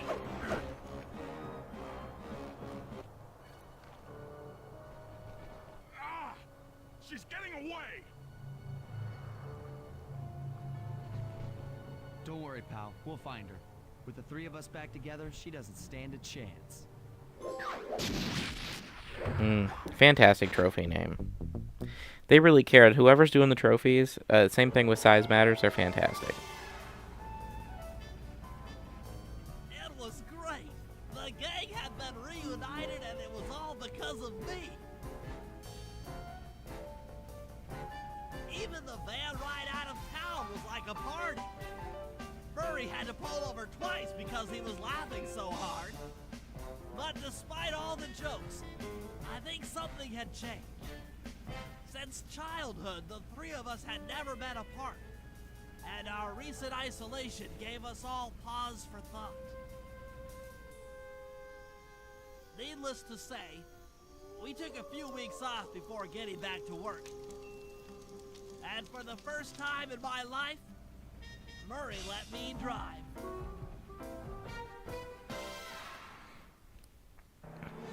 So my question, right? So we know Bentley didn't know how to drive a stick shift. That's fine. That doesn't mean he didn't know how to drive. But my question, right, is does Bentley have a driver's license? Does Murray have a driver's license? Does anyone have government papers? How what would happen if Bentley were to be pulled over? I mean, what does he show the cops? His ID? Does he have a fake ID that wouldn't identify him as a notorious career criminal? What about Murray? Does Bentley have a driver's license? Again, I was interested in asking that question. Now I feel like if he doesn't, Murray probably doesn't either. So, you know, that's pretty interesting. We got some illegal drivers on the road, hypothetically speaking. But let's keep going for a little bit longer. Let's go ahead and get some footing in a tangled web. And then we'll finish up with, like, maybe a little something fun. This is fun, obviously. You know what I mean? Something different, fun, as a little winding down, different thing.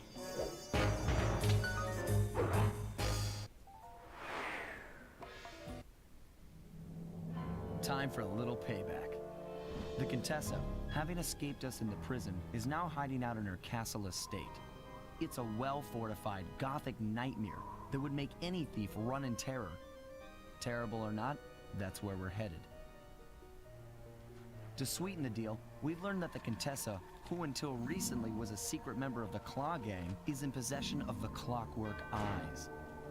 The Thieves Raccoonist describes the eyes stopping opponents dead in their tracks, transfixed in their gaze. It doesn't take a genius to figure out what an accomplished hypnotist could do with such powerful artifacts. News of the Contessa's corruption has spread to Interpol. Constable Neela, being closest to the case, was granted a cash allowance to hire an army of local mercenaries. It looks like we're walking into a full-scale war. But we have to act now, before things go from bad to worse.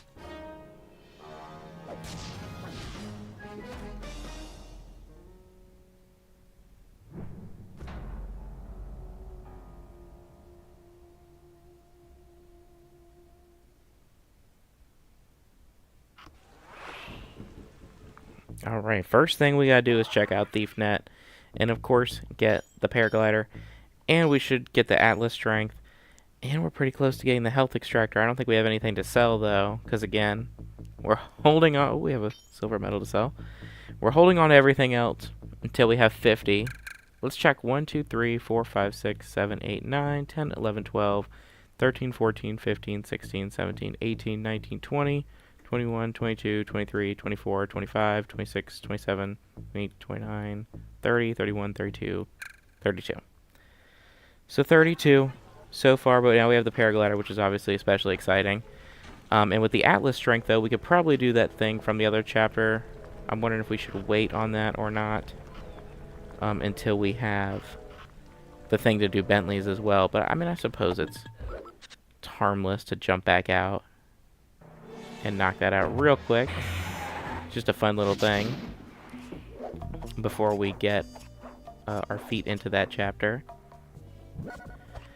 So let's test it out. Let's see what happens here.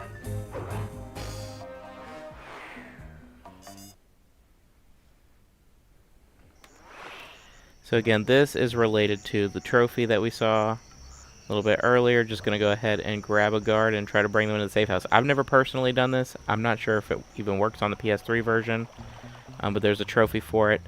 So let's see what happens. We got this bozo, and we're taking him to our home to do those things we talked about with Bentley earlier about the human trafficking.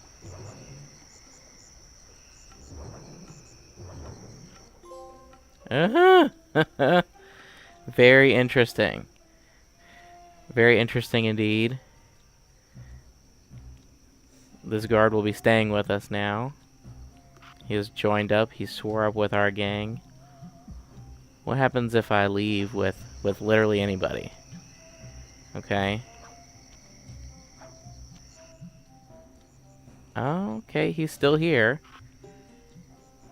He's even lit up. When I hover over Murray, it's like he's part of the character select. He's here. His flashlight is shining in Bentley's poor eyes, not helping. I'm sure things there. And what if we select Murray so he's still... I guess he's just here. He is just here permanently now. Very charming, very funny that they made that a trophy to do a glitch with that, so it gives you a little something funny. There's other glitches in the game they could have done that with, so I think that's probably one of the cooler ones they could have picked, but I wonder what other ones they maybe considered.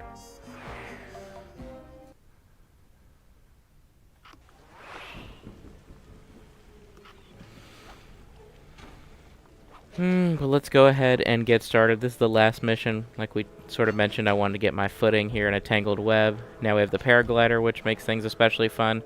But we'll probably stop just after this mission, after we do a little bit here. Okay, here's the plan. First take some recon photos around the area. Then make your way up to the re-education tower. Looks pleasant enough. Oh, and stay clear of tanks. You know, so you don't get blown up into little sticky pieces.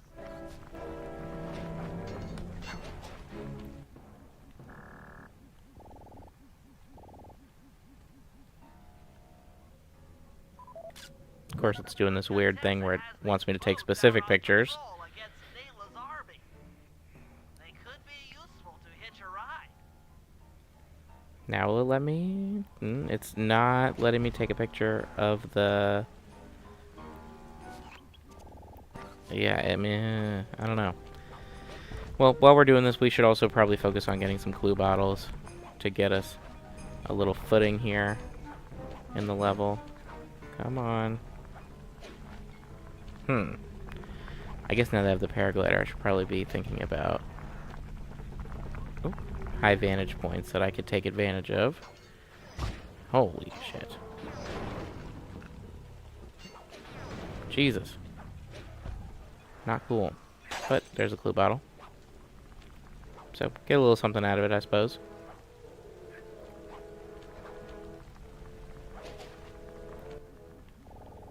It'll let us take a really bad picture of this. Headquarters out of that old bank. It's a pretty secure location. It'll take some doing to drive her out.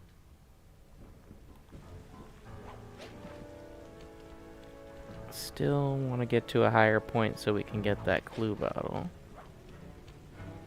Speaking of, I know there's a clue bottle on this thing. We should get it real quick while I'm thinking about it.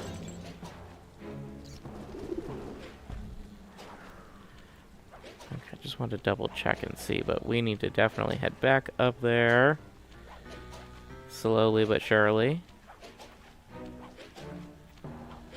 And get this one. Saw this briefly out of the corner of my eye a moment ago. There also might be one or two here at street level. Yep, here's one. Bam. And then I also know there's one really stupid one hidden. I think it's right under here. This is relevant to a much later mission. It might even be the one with the safe in it, so we would see it regardless, but I mean, it's really well tucked away. So we'll get it now so we don't end up missing one for a long time and be stressed out about it for no reason.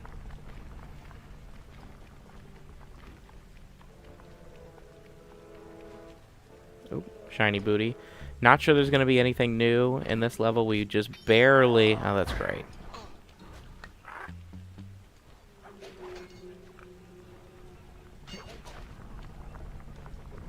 Come on, turn around. Anyway, I was saying I don't think there's going to be anything particularly new that we could get in this stage. I think it's all copied from... Oh! Okay, well... I was wrong about that, unless that was available last time. We just lucked out of not getting it. But now we have Sapphire, so that's another thing to add to our sell list. And we still haven't gotten that one clue bottle in the middle of the street back there. I figured I'd run real quick over here just to see. I'm trying to get everything I think is on this side of the map, so that we don't stress too much about it going forward. There's most certainly a clue bottle on this. Yep, I see it.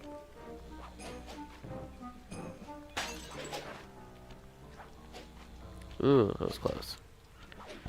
Ah, it's just such a relief to have the paraglider now. As much as I like Slide 2, I would probably say that this game has the, you know, the worst timing for when you get the paraglider. Not in terms of it not being useful. It's especially useful in this moment. I just mean that the other games get it too much earlier. Sly 4 makes it like the first upgrade you can buy, which is insane. So pretty cool on them for that at least. And then Sly 3 lets you get it at the tail end of Rumble Down Under, the second chapter. So, you know, they improved it a little bit. I get their easiness into things like this, and the hair glider is a little broken in terms of... I mean, it's broken, but really it's more like it's just very functional. It feels very good to use. I don't know if it would break any levels off the top of my head. Still, we're struggling with this. I guess that's all I had to do. So there we go. So 9 so far. I don't think we checked in here yet. Come on, stop that. Stop that.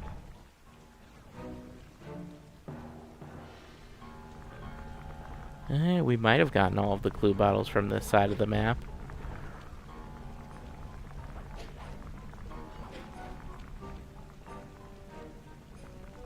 Nine seems like a relatively fair number. This is the smaller part of the map. But I do also have a hard time believing that. So, who knows? What else am I supposed to be taking pictures of? Oh, some stuff over here. Okay.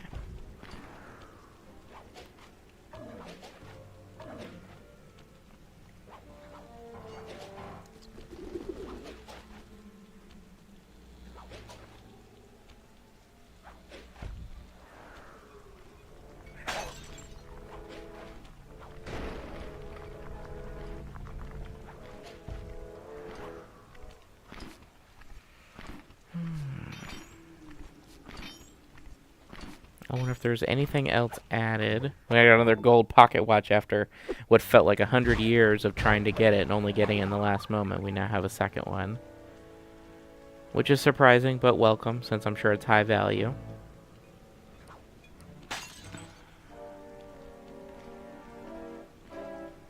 There's another clue bottle. That one's sort of out of the way. So let's grab it now before we forget it.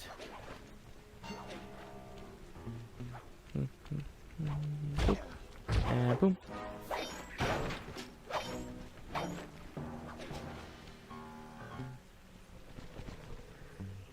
Wondering if this guy has anything in his pocket for us.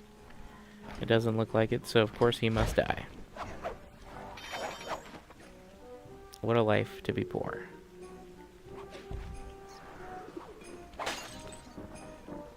There's 2 more clue bottles back to back.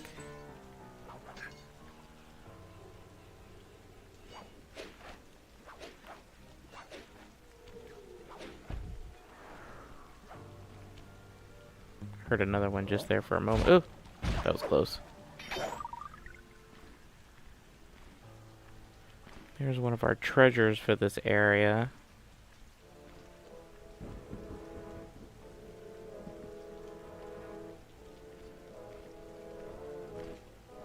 Another clue bottle. Bam, we're halfway through them now.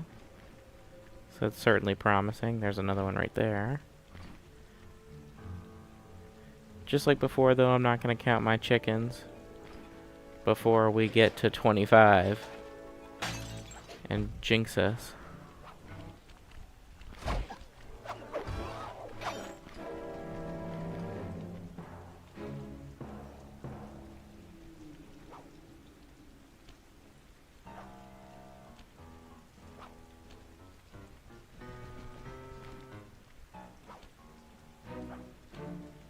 There's another one. Oh, whoops. Didn't mean to get that guard's attention.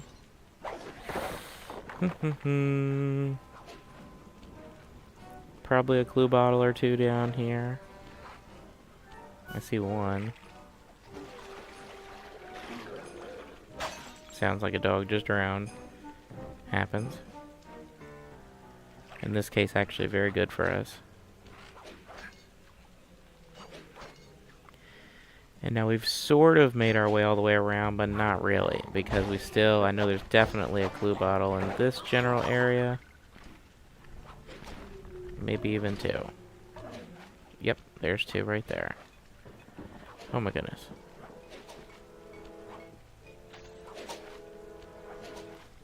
And with that, we are now at 20 without really getting too much height on us for the level. And there is another one. Ooh, and there's another one. Fantastic. Oh, that was weird. And I might as well pickpocket this guard. We need all the money we could get. Oh my gosh, and another clue bottle. Good thing I pickpocketed this guard and a silver pocket watch. Fantastic. It seems that Contessa is paying her guards more money than she was previously, as now they are able to afford pocket watches, whereas before we were under the impression that maybe they could no longer afford them.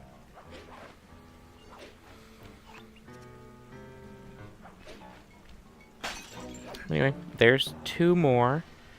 And let's get a little vertical here. There is another one. It would be great if we could get all of the clue bottles in this area before finishing the recon mission. That would be fantastic. You fucking asshole.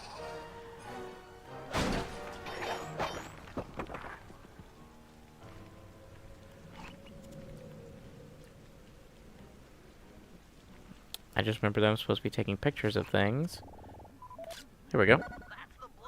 Terrible picture. I'm so sorry, Bentley. Maybe we could use it to our advantage around all these high towers. Certainly won't be using that picture to anybody's advantage.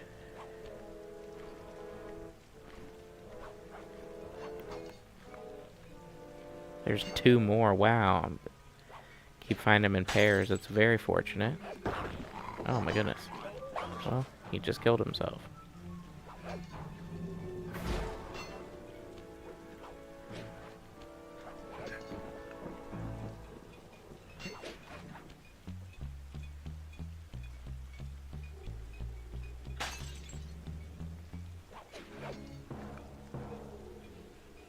There's another clue bottle. Wow. We're at 27, so 3 left.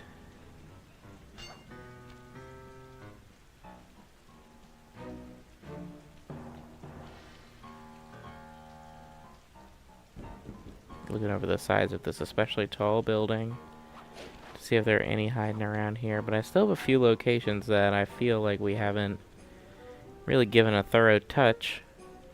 Of course, top of the re-education tower, I think there might be one.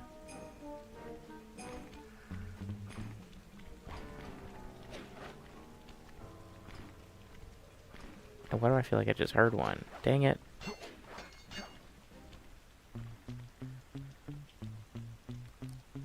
Let me just double check again right here, just to make sure I didn't just hear that. It might have been the song.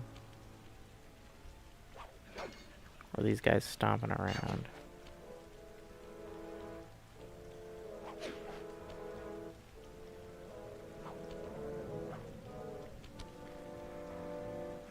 Yeah, sadly I was going crazy. Let's head over here.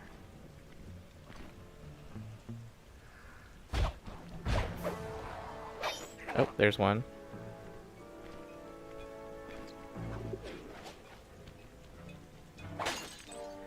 Alright, 2 left, and there's still a picture to take. Fantastic.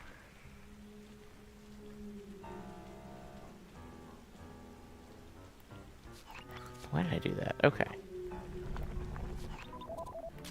The Contessa's all geared up for war. Just our luck. Okay, Sly.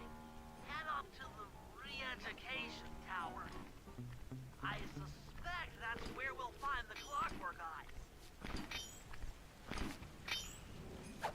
Again, we've got 2 left, but I'm fairly certain that one of them is on the re-education tower.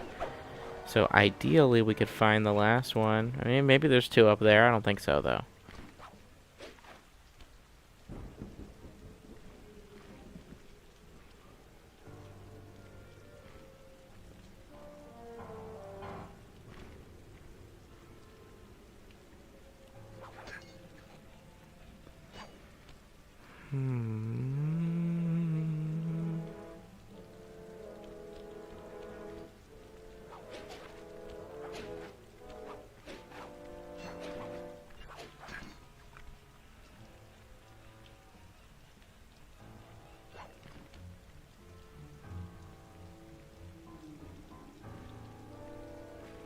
Well, I suppose it wouldn't hurt to scope it out.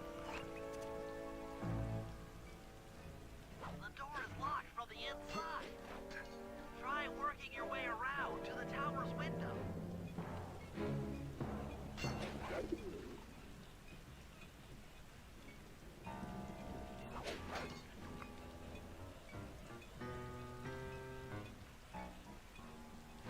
There it is. There we go.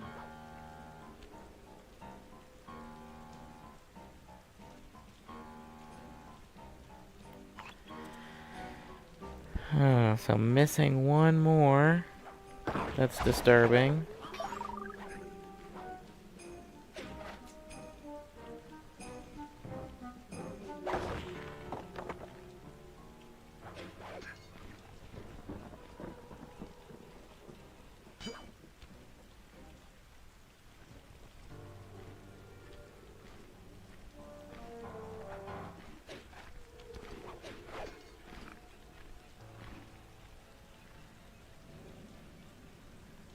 I really thought I heard it for a second. Now I feel like I hear it again. There it is. Whoop! Bam! Done. We now have all 30 clue bottles, so we are all set in this level as far as that goes. We can just slide right through the rest of the missions. So let's go ahead and wrap up our setup mission and call it. Fantastic news. Another treasure? No.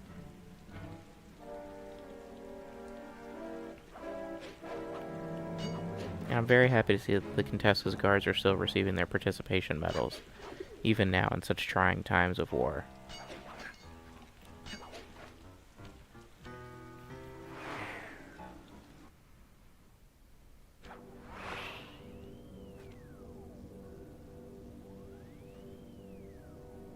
Bentley, there's more than just the Clockwork Eyes up here. Why are you doing this? Neela! She set me up. I'm an honest cop. Of course you are. I've read your psychological profile. I know that you're honest. Then why are you doing this to me?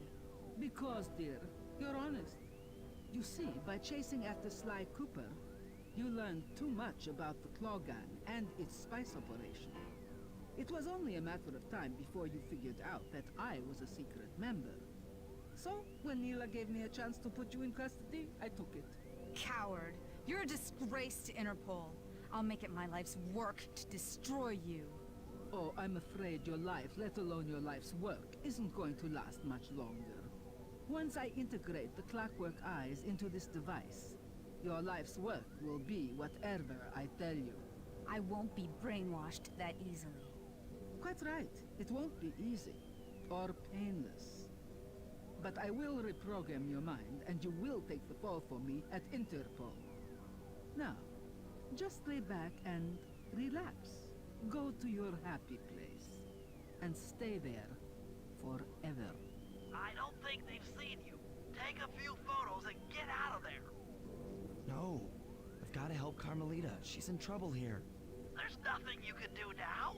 Get the recon photos and come back to the safe house. I swear, we'll find a way to help her.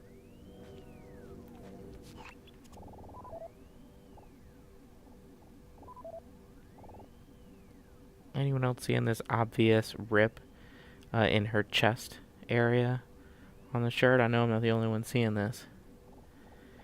But anyway, let's not harp on it, I suppose. Interesting. Inspector Fox is restrained in an old Iron Tech 250. Crude, but effective. The Clockwork Eyes. They seem to be routed through that control board. Get a shot of the console so I can decipher its vein. Now, okay, at the end of the chapter, when we get the Clockwork Eyes, it's just the gold part here. But are those comical eyebrows, like comical angry eyebrows, or is that part of the machine? Is that why they don't show up at the end? I always thought they were comically angry eyebrows, like Clockwork's eyebrows are part of the Clockwork Eyes. Is that just me? Okay. Those are the Contessa's elite shadow guard. Tough is too sissy a word to describe those guys.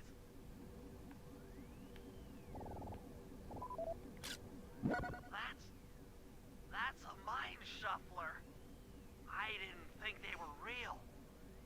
It's made of equal parts science and black magic. Indestructible to conventional weapons.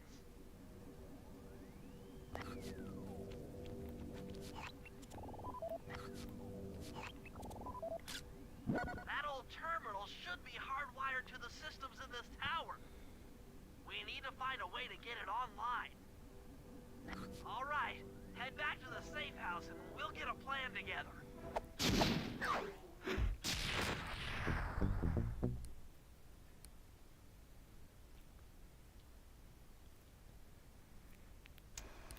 The war between Neela and the Contessa has put the castle on high alert. To get at the Clockwork Eyes, we'll need to subtly manipulate this conflict to our advantage. Here's the plan. Murray, sneak into the castle and kidnap the head of security. I want to ask him a few questions. Meanwhile, Sly and I are going to get a little paranormal. I'll slip into the crypts beneath the castle and put together a bad mojo bomb. It should be enough to destroy the Mind Shuffler. Sly, you capture a few local ghosts and drop them into Neela's headquarters. Hopefully the near-death experience will inspire her to purchase more mercenary firepower. We've all got our assignments. Good luck. Alright, so pretty straightforward as far as next steps go, but we're going to take, of course, a little bit of a break here and come back at a later time to continue making it through. We made a lot of progress, completed 2 full chapters and part of 2 others. So all in all, looking good here. We'll go ahead and call it here. And next time we'll take a look at the trophies for Chapter 5 and get started on Chapter 5's overall missions.